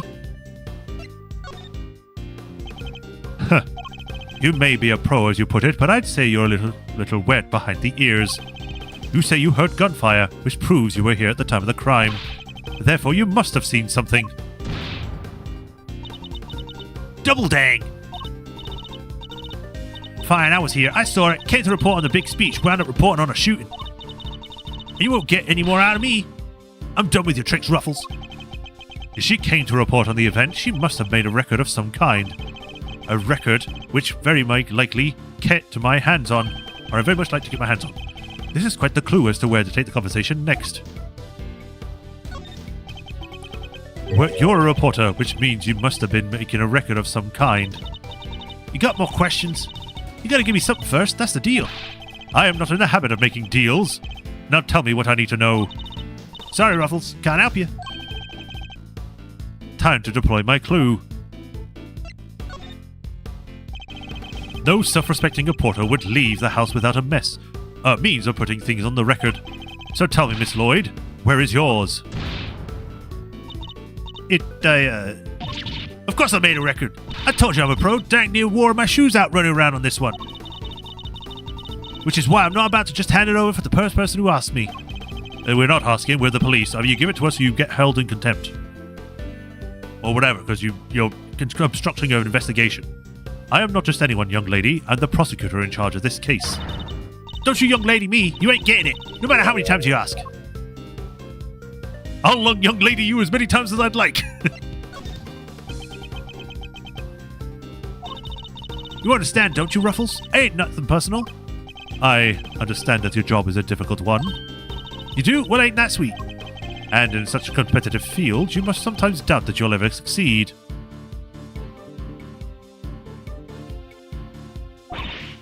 No, I'll go plenty far, I'm sure of it. Yeah.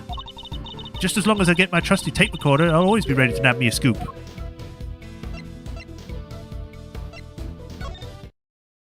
I've got you now. Checkmate. Intriguing. A young reporter, hungry for success. So dedicated to her craft that to leave to such an important event unrecorded would be unthinkable. And indeed, she did not. She committed the entire event to tape. Ah, dang it. This is my scoop you're messing with, my big break. Fine, sure, I recorded the whole darn thing. Her backpack nearly made her fall over. It's all right here, you got me, okay? Huh, a checkmate. He said what I said. I am Edgeworth now. My chess. Checkmate. So dramatic. Just for chess. It makes me think of those, like, anime sports things where they're, like, so over the top with their base basketball. Oh, he did the German shuffle waffle and threw a backflip Jamaican swam. Oh, look at him fly through the air with this dramatic shot. Oh, yeah, we have a rough time. I'm going to fight my own teammates because I don't like him and we had a personal beef. It's kind of like this thing. It's like with chess. Oh, man, he did a rook change. Oh, he went to e4. He could have gone to e5. For some reason, he went to e4. What is his plan? Imagine if there was a chess anime like that. And it's like Yuri on Ice or something. You're something else, Ruffles. I try to be all strong and silent, but you had me singing like a canary. Never mind that. Now play us the tape. This should finally tell us how many shots were fired. Fine, you can hear it, but I got conditions. You played me like a fiddle, Ruffles. Metal Gear Solid 5 reference? Only the Chief ever played me so good. She killed the Bulgarian somersault. Shepard, that already exists. There's an anime chess game? Aw. So you gotta agree to be Chief number 2 and be amended to a rising star, aka me. Chief number 2, huh? Kinda sound like a second parent. That's a big responsibility, sir. And one more thing. I want exclusive reporting rights for the first 24 hours. Come on, you gotta say yes. What kind of mentor wouldn't give me his star pupil the exclusive, huh? She's a difficult woman to refuse, and I need to hear that recording.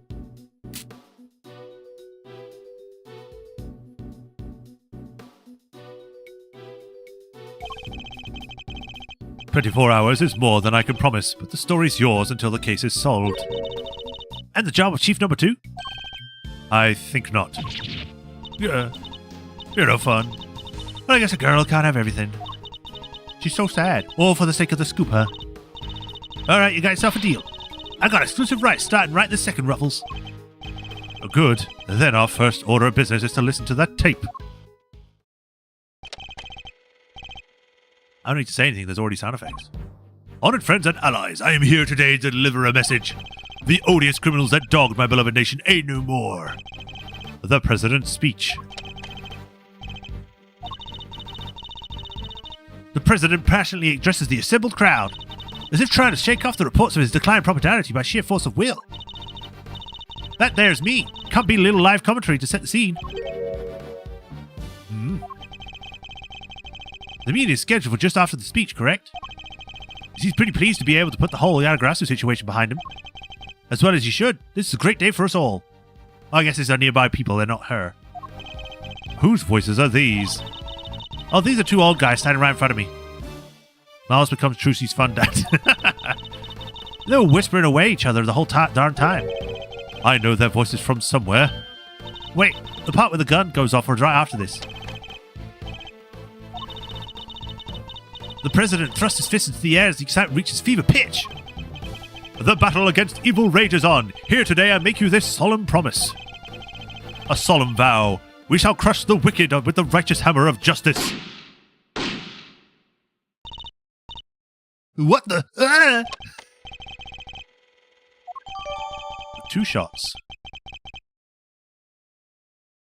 You know, considering this is supposed to be in like the early 2000s, maybe mid or early 2010s, the fact that she's still using a tape recorder is a bit weird. So, 2 shots were fired. Yep, and that tells us something. Something very important indeed. It allows us to deduce the trajectory of one of our bullets. Of the 2 shots fired, 1 hit the president. Yeah, 2018, so it's a bit weird that she's using a tape deck to record sound. At this point, they start using digital.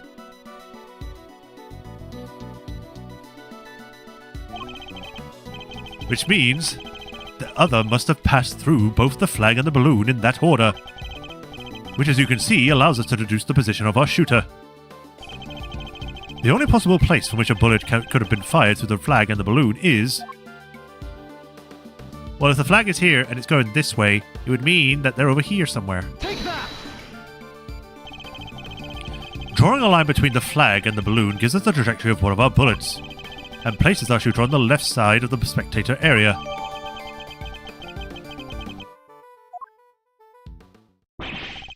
You're a genius, Mr. Edgeworth. Detective Gumshoe, I'll need to examine the left side of the spectator area. Blame Laura, she's old-fashioned and broke. Tape can be more reliable. I mean, yeah. Roger that, sir. So you mean to clear all those people out of the way, I guess? I do, and what evidence remains to be found may already be deteriorating. So I'll need you to be quick about it. Yes, sir. Chief, hey, I'm talking to you, Chief. I suppose you mean me, Miss Lloyd. I surely do. You gotta let me help out. This stuff's my forte. I'm the best crowd editor you ever did see. I'll prod, pummel, and push them wherever you like. A very kind offer, but I think a less hands-on approach might be preferable. Also, about this chief business. I am nobody's chief. You will be in the future. Whatever you say, Mr. Edgeworth, sir. You wish at my command. I somehow doubt that.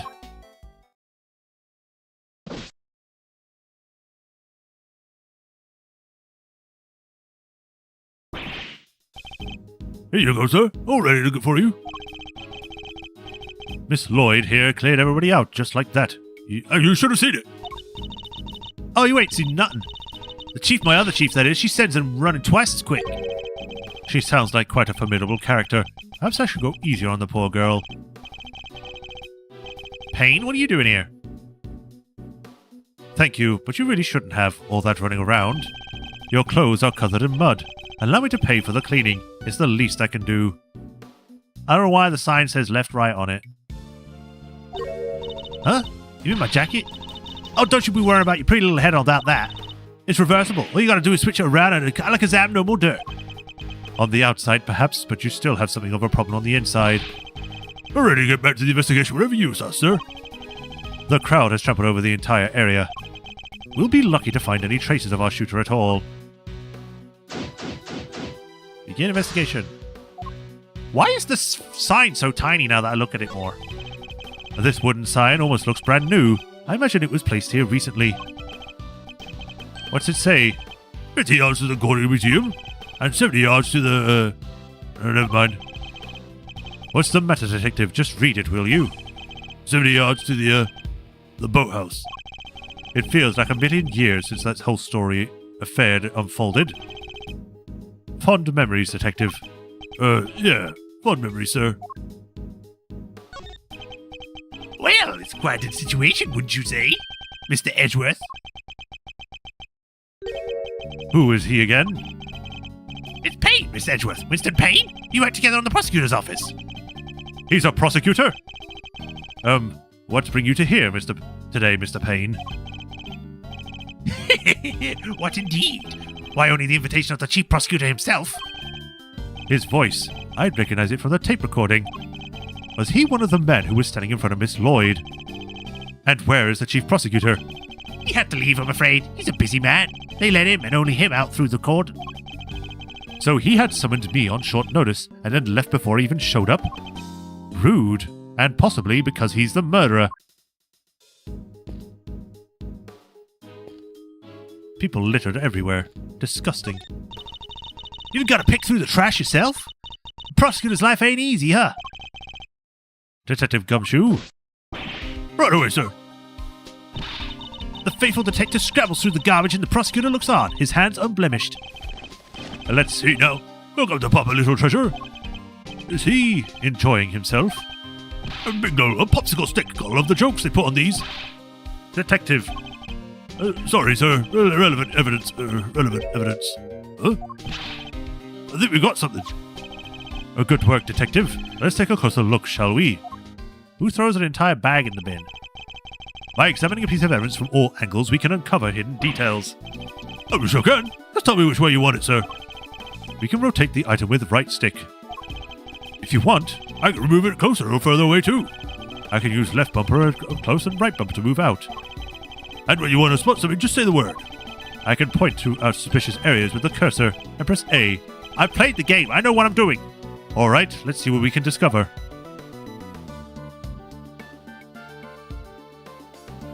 Well, I can tell that either the base got really dirty or this is just how it looks.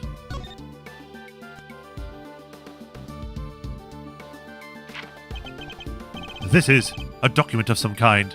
Less cover on the lakeside now. Eyes on this area. Rook positioned in light of Knight's injury. Knight to immediately escort President to plane in case of emergencies. Stay frosty. Who knew might be in the audience? Okay.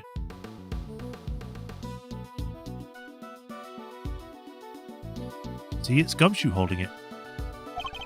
What are those looking at here? Presidential security plan? It's a diagram of the president's security arrangements. It shows how the president's bodyguards were positioned. It even has his people's names on it. Or even his people's names on it. Rook and Knight. So his bodyguards were natives of Zengfar. I heard he uses some private security firm. But why not employ people from his own country? I know why not. Y'all want to hear a little Tabby Lloyd exclusive? You really know something? Sure I do. I was over at the embassy not long ago. Long back, sniffing out a story. While I'm there, one of my sources tells me that the president's got more enemies you got hairs on your head. Including a bunch of bigwigs in the National Police Force. Interesting. So he's unable to trust his own domestic law enforcement. I wonder if one of these enemies could have been behind the attempts on his life. Almost certainly classified. Oh, what's it doing dumped here in that bag? You raise an interesting point. It's a document relating to a matter of national security. It would surely be highly classified. Huh? Hey, there's something else in here. A gun! With a scope on it. And a ludicrously long scope. My. Yeah, it's not... What's the guy doing in here? Sir, this bag, it's got to belong to the... Yes, it could well have been disposed by a would-be assassin. A revolver. It could have taken a lot of nerve to dump it here in the middle of the chaos. Could this be the work of a professional? Gonna sneeze?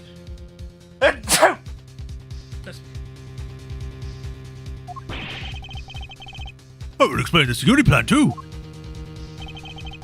I think we need to take a very close look at the latest find. I'm gonna shoot you, chat. Bang, bang. This is a red dot sight? This is a laser sight. It can be lined up with a target to make aiming a bit easier. I'm Gumshoe right now. If I press here, sorry, I was practicing my Edgeworth. Thank you. Thank you for the bless you. Yep, definitely a red laser. Could the assassin have used a laser sight to target the president? He wanted to make him blind first before he shot him.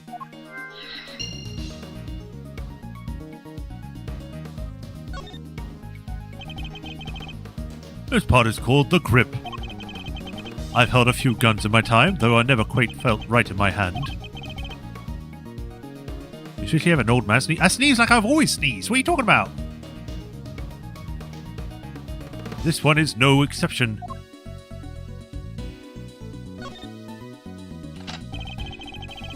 Two spent bullets in the cylinder, matching the two gunshots heard on the recording. Well, that proves it. This must be the weapon that was used.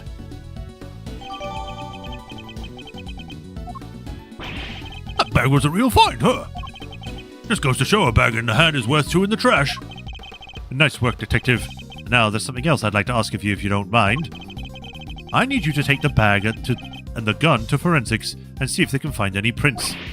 Oh, on it, sir. A good set of fingerprints would really help us out this investigation along. Got the results for you, sir. Well, that was quick. You bet it was. Told the text it was ultra super high priority. But, they came up empty. And they checked everywhere. Inside and outside, top to bottom, sir. Even took the bullets out of the gun and dusted them. I should have known it wouldn't be that easy.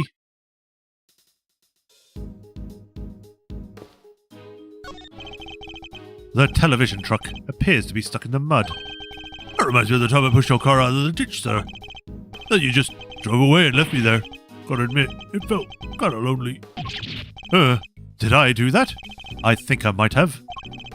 You came back now, Mr. Edgeworth. Only left me there in the mud for maybe 15 minutes. You know, I know you never forget about me, sir. Man, be nice to Gumshoe. Of course I wouldn't, barring those 15 minutes anyway. You're with one of the news channels. Yeah. Can I help you? You must have footage of the event. Do you mind if I take a look? Wish I could help you, but, that might be a little tricky. Why's that, pal, huh? You got a problem with doing your civic duty or something? No, it's just that my car was knocked over in all the panic. Now I can't get out to work. Well, that footage would have helped immensely. Just our luck. Oh, what the? Good night, little help, Mr. Edgeworth. I know that voice. Oh, hi, Kay. You're just here, are you? Why are you on top of the truck? Kay.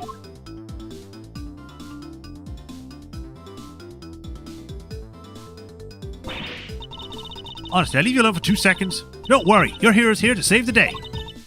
That's right, the one and only Kay Faraday. Hero? Only you would give yourself a title like that. So you're not a great thief anymore. Not right now, but it's not like I quit. I'm just, on sabbatical. I'm taking time out for some intensive training. Being the second Yatagrasu doesn't come easy.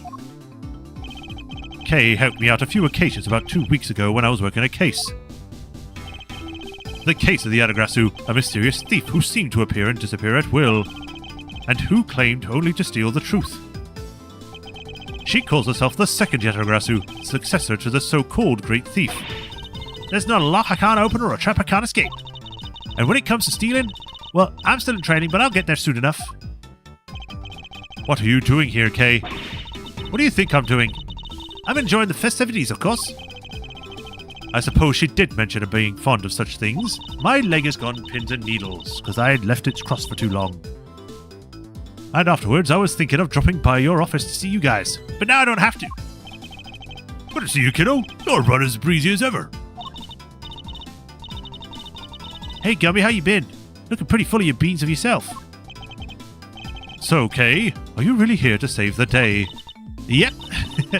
Prepare for your jaw to hit the floor. The best pal in the world only went and took pictures of the whole shebang. Did you now? Then you better show them to me. Wow, your jaw didn't even drop an inch. What a girl's got to do to impress you, huh? I know, right? I got to speak with two accents that are vaguely similar. That's great. I know, right? Mr. Prosecutor is just about as much as fun as a dang toothache. Won't even let me call him Chief. Ah, but I'm forgetting my manners. Tabby Lloyd, Ace Reporter. At your service. Nice to meet you, Tabby. You're right, he's no fun at all. This one time, he... You two can chat later. Kay, can I see those pictures? Full of ramen noodles. What? Boo, fine, here. What? Suitcases for what? Why does that guy look like Jameson? Maybe Spider-Man really is here. I took this one right when the gun went off.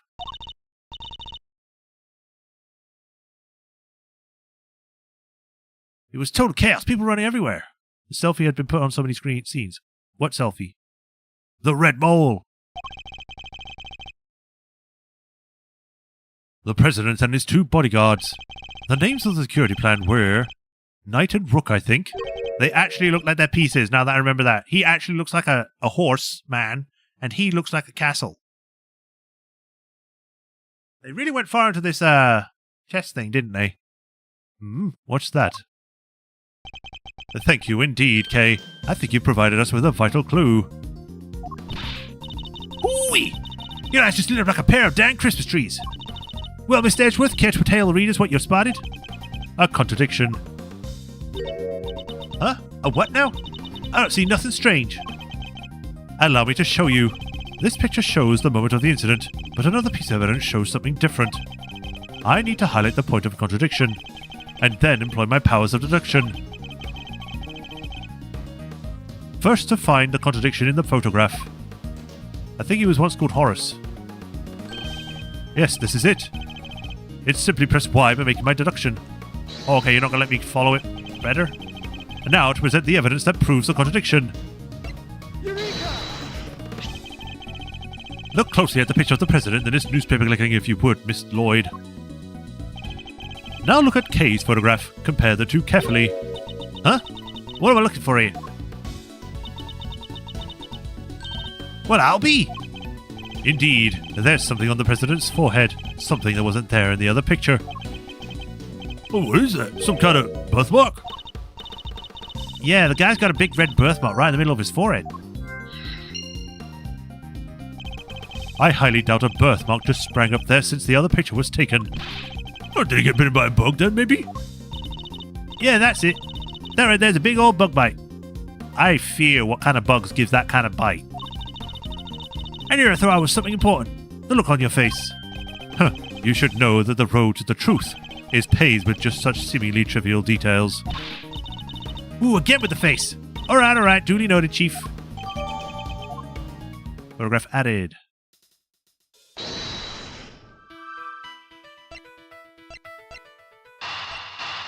Oh, actually. There you go.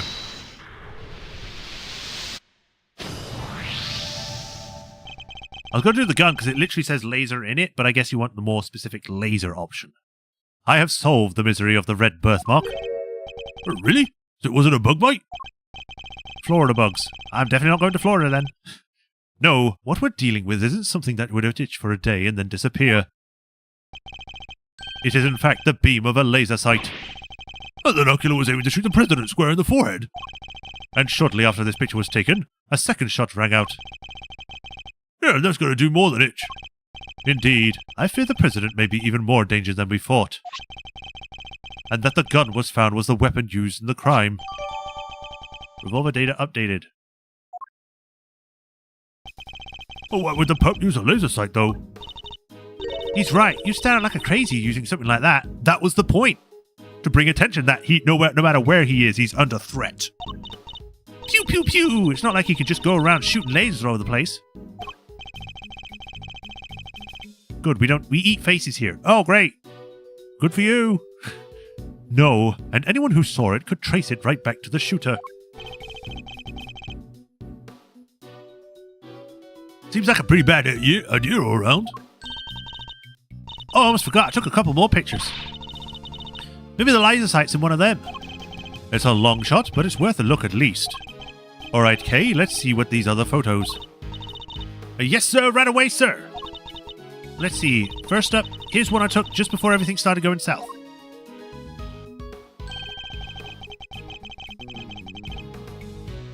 It might be more useful to us if half the frame wasn't taken up with your face. Hey, can you blame me for wanting to take a selfie with the president?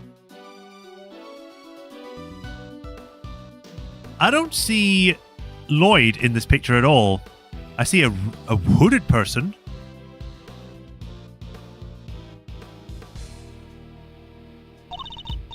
Look, a view that was right before the gun went off. Oh, I saw the laser. I saw it there for a brief second. And this one I showed you before is just from after the first shot was fired. The second shot came just seconds after this. And then there's... Whoa, you took a picture of someone's butt. Good job. What's this? I can hardly see anything. Is that the damn samurai dogs from, like, the first Ace Attorney game? What the hell is it doing here? I got knocked over when everyone started running after the last picture.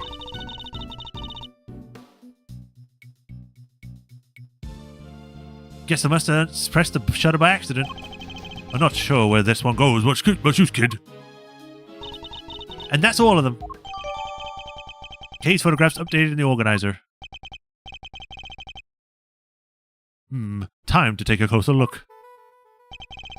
Let's examine the picture from before the shooting. Is there any hint of the laser sight here in this picture? Yeah, right here, this bright red beam that is so impossible to miss. Lasers aren't that massive. That's like... it's ridiculous how massive this laser point thing is. Take that! There, I see it. Oh, what is it, sir? Look closely at the person with the red hood. Whoa. No, it's Kate. Whoa, there it is! Indeed, that our laser sight's right there. So that's our perp. The one in the red hood must be... That shooter, yes. We found him, and all thanks to yours truly. Indeed, let us write the greatest treasure of all, Miss Great Thief, the truth. You may have captured our would-be assassin in one of your pictures too. Let's take another look. Our ready suspect could be in another one of these photographs from after the shooting. Is the person in the red hood here somewhere? Yep, right there. The only one that's wearing red. Take that! Going right towards the hot dog stand. Look, right there! A red jacket. That must be our suspect. Looks like they took advantage of the confusion to make their getaway. Luckily, we can see exactly where they were headed. The samurai dog stand! Precisely, which means they escaped towards the right hand of the spectator area. Detective Gumshoe! On it, sir. We'll consider it cleared. Good, I'm counting on you. It was Santa Larry. Not again. Wow, okay, that's actually kind of a cool image. We have you now, my little Red Riding Hood. The entire park is cordoned off, and we know which way you went. Now it's simply a matter of hunting you down. Is it going to be too continued already? No. Now, let us continue our investigation. Is it going to be that her jacket's got red on the inside? There's evidence here somewhere. All we have to do is find it.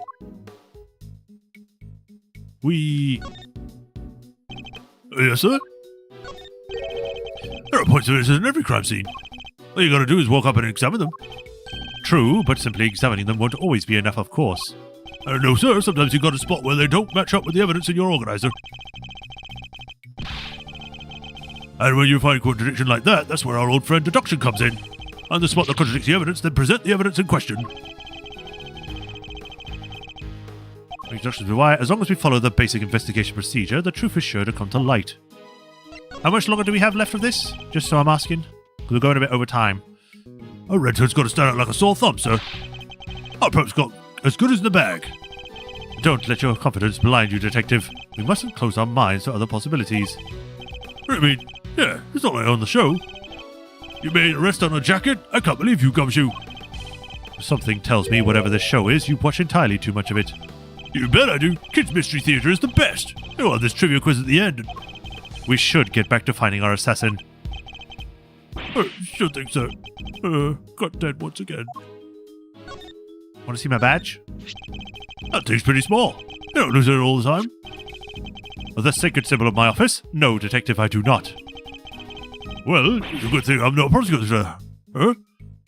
I had lost 100 of these that week alone. I mean, I lose my badge at least that often. That's quite a talent.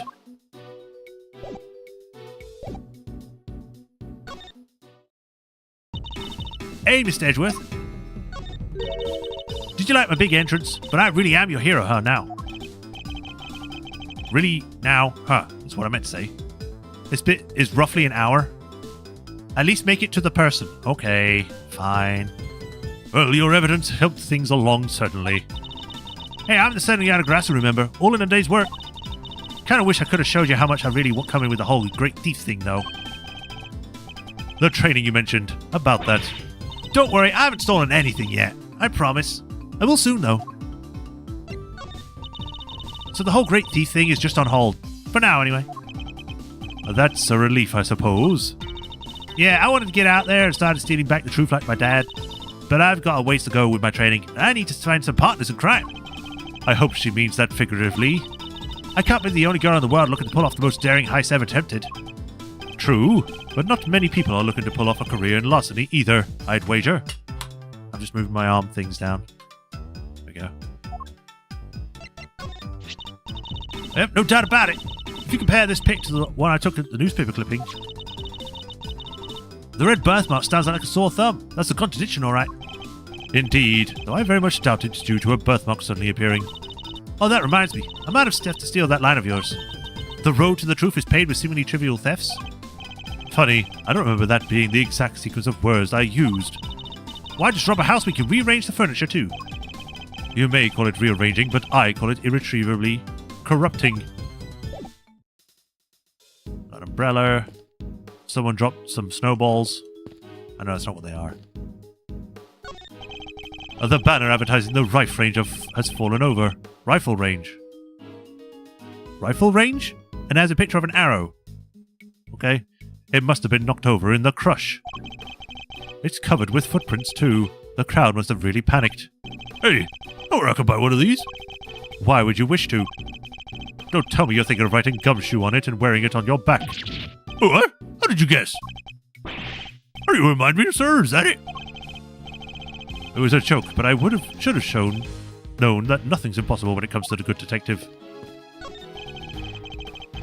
There are tall rifles lined up along the counter. Oh, a rifle range. I'm good at these, sir. A regular sharpshooter. He's becoming more like Scooby-Doo. I thought you said you hated guns. I don't hate them. I just really don't like them. Isn't that basically the same thing? I must scour the scene and inspect anything that catches my attention. The puddle reflects the clear blue sky. All that remains of the rain. A regular poet, sir. Very funny, detective. How could you describe it then? Oh, let's see. A pool of water left behind after a real heavy downpour. Just like I get left behind after a real heavy dose of Mr. Edgeworth logic. That one was full Scooby-Doo. Meddling prosecutors and all. I would say don't give up on your day job, but it seems you don't even have that down, detective. Oh, red button. Oh, what's this? A red button. A red button? Hey, do you think... It could have been dropped by a red-hooded suspect. Yes, it certainly seems likely. There's something red down there. Detective Gumshoe, can you see what is under that stand, please? There's something down here, all right. Let's see. Why did that sound like a tap? A red raincoat. This must be it. The one the suspect was wearing. They must have taken it off and hidden it under there before they made their escape. Woo!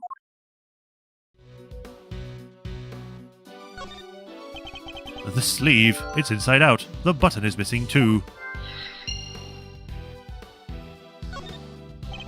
There's nothing unusual about this left sleeve. Nope, nothing inside and out, and the button's still attached. It seems entirely too neat to have been removed in a hurry and thrown onto the ground. I search the pockets.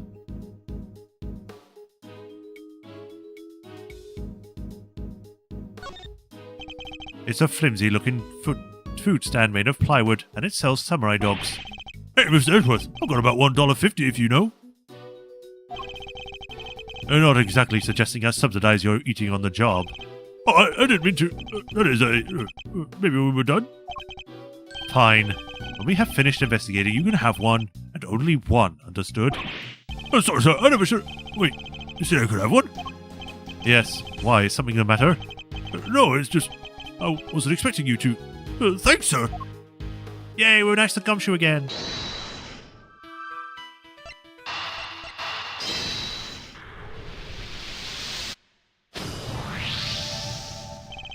The button we found seems to have come from this raincoat. It must have been pulled loose when the killer took it off. The right sleeve's inside out too. It seems it was removed in a hurry, fast enough to tear a button off no less. I surmise our assassin disposed of their gun and bag in the trash immediately after shooting the president. They then slipped into the panic crowd and moved from left to right side of the spectator area. That was because they knew the trajectory of the bullet would point to a shooter on the left side. Finally, they removed the raincoat and hid it under the samurai dog stand. The killer would have been needed to get rid of the coat as soon as possible, hence its hurried removal. The fact that the right sleeve is inside out is a testament to how quickly it was taken off. Yep, that and the missing button. The question is, of course, why didn't the same thing happen to the left sleeve? Oh yeah, only the right sleeve is inside out. Indeed, and the button on the left sleeve is still securely attached. So, what does this mean, Mr. Edgeworth? If we're to answer that question, Detective, we'll need to inspect the raincoat in more detail. Mud. Let's take a closer look at the inside of the raincoat. Detective Gumshoe! Oh, yes, sir. Is that bloodstain? I wasn't actually opening it, I wanted to check the pocket. And the mud. This is a bloodstain. And considering where it's located, I'd say the blood belongs to a would-be assassin. Well, look for someone with an injury. Not just any injury, Detective. An injury on their left arm. Huh? How do we know that? It's simple. The right sleeve is inside out, suggesting that the suspect removed the raincoat in a hurry. Conversely, the left sleeve is just as we would expect it could be. Therefore, the suspect's left arm was never in the sleeve in the first place. And once we understand that, everything else falls into place. Now, Detective, there is a bloodstain on the left side lining of this coat because the suspect's arm was too injured to fit through the sleeve.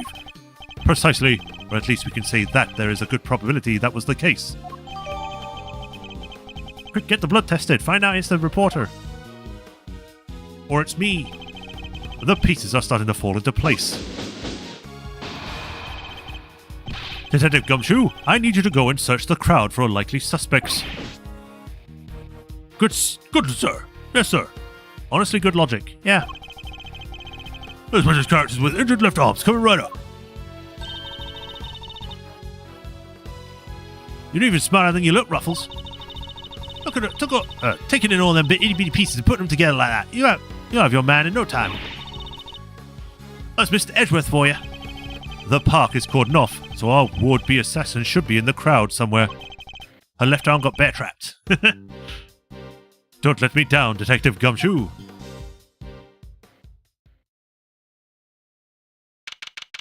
March 25th. 3:27 p.m. Why is this so slow? Mr. Edgeworth, we found someone who fits the building perfectly, sir. Way to nab the assassin, Gummy. Hold on, Kay. It's a little too soon to be judging to conclusions. For the moment, they're a person of interest and nothing more. Understood? Okay, no jumping. But he's our shooter, sir. I'm sure of it. He's the guy who tried to make Keg out the president. In broad daylight, surrounded by a crowd of witnesses. This is no ordinary assassin. Bring him over here, Detective. Carefully. Yes, sir. Come on, boys. You heard that, Mr. Edgeworth. It's the killer! No way!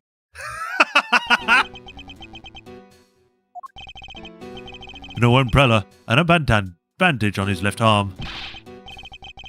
Well, Paul, state your name already. Doe. John Doe. I forgot what voice I gave before. Charmed, I'm sure. John Doe. Not a name you often hear in real life. That's correct. I know this man from somewhere. I'm sure of it. And you are Prosecutor Edgeworth. You know my name? Of course. I have been following the day's developments with some interest.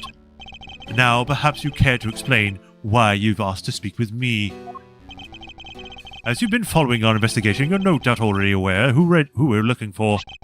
So let me ask you, do you recognize this raincoat by any chance? Forgive me, but I'm afraid I do not. I see. Well, I believe it's the owner to the would-be assassin we are seeking. My. Well, isn't that just shocking? And this same would-be assassin happens to be an injured left arm. Just like you. All I can tell you is that I had nothing to do with this unfortunate affair. The two adversaries staring each other down, their eyes like deadly lasers. He's honestly scarier in this game than in Farewell. How can you say that? He had Maya. Care to explain to readers what happens next? A showdown, that's what. A battle of wits. A battle of words. Dare I let him explain any further than what he thinks his upcoming battle will entail? Sure, let the man blather on. In a battle of wits, you never know if or when the other guy might be lying or just plain mistaken.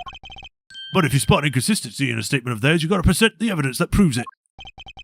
And to do that, I'll need to first open my organizer with right bumper and press Y to present my evidence. And what if there's no inconsistencies to find?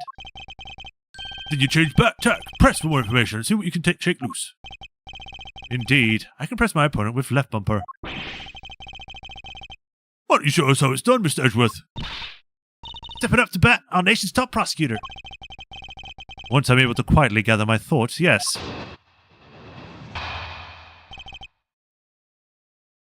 She'll keep getting kidnapped, though. Yeah. Doe's disposition. I understand why whoever who wore the raincoat would be of interest to you. But you have no proof that this person is injured as you claim. My left arm may be injured, but I can still use my right.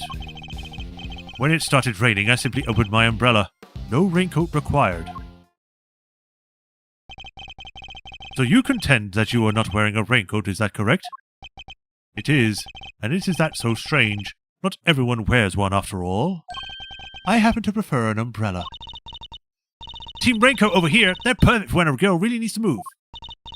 Hey, I don't use either. Come rain, sleet or snow, it's my trusty Parker every time. Not exactly the line of inquiry I was hoping to pursue. So you see, I am not your would-be killer. I am not in the habit of making baseless accusations, Mr. Doe. Please, I am just a simple ice cream seller. Oh my.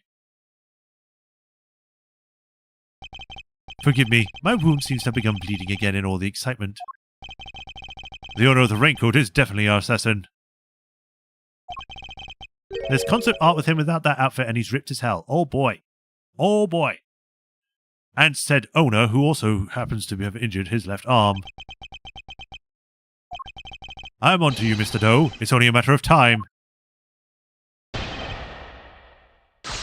Okay, so you said that we've got another hour still of going through this case. Where's the save button? There it is. So can we stop here and still have more to do next time? Or is it like there's 10 minutes left now? Because it's almost 9 p.m. for me. I don't want to go too far if there's going to be a lot more. Ugh. Let me just stretch while I'm waiting.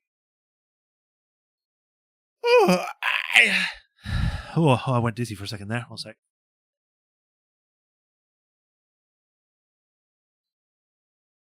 Sure. Okay. That answers my question. Just sure. Alright. I guess with that, we shall stop there for now. Just to be sure, I'm going to save once more. We shall continue this next time. I told you, this is a full case. You could say that as much as you want, but I'm not going to listen. That could mean anything. But yeah, that's where we will stop for today. We finished the first game, which was good, and now we're on to the second. We will be picking this up next week. Tuesday. I had to remember my days for a second. Today's Thursday. Where we will be going further and finding out what happens with the killer. I'm surprised to actually see him again. I thought he was gone because he was there for the one case and then he just never showed up again. We kept bringing in new assassins, but apparently he's back, so that's cool. Tomorrow I'll be back with more Hades, where we will hopefully be able to get to where we were before and get past that. Because last time I streamed it, I kept getting stuck in Apollyon? Pelion? Whatever it was. That place. Asphodel. That's the word. But yeah, we're going to see what happens next time. So thank you all for joining. As usual, if you haven't already, be sure to like, follow, subscribe, bell notifications, get notified of streams. If you like what I do and help support me, stick to Patreon tips. And if you do become a patron, you get entered to the patron list here, where I give you a shout out every stream, like I do with Hiro Rukuni and the Swordmaster 37 and Raffatron 2000. I thank you for the continued support. I appreciate you all. And we move on into the next era of game and become better interrogators because we can have new music. I don't know where I was going with that. Anyway, that's it for the day. Y'all take care of the rest of the day, and I'll see you all either tomorrow. I'll see you all on Tuesday next week. Until then, have a good one. Bye, everyone. Bye, Raffatron. Bye, Matt the Shirt. Stay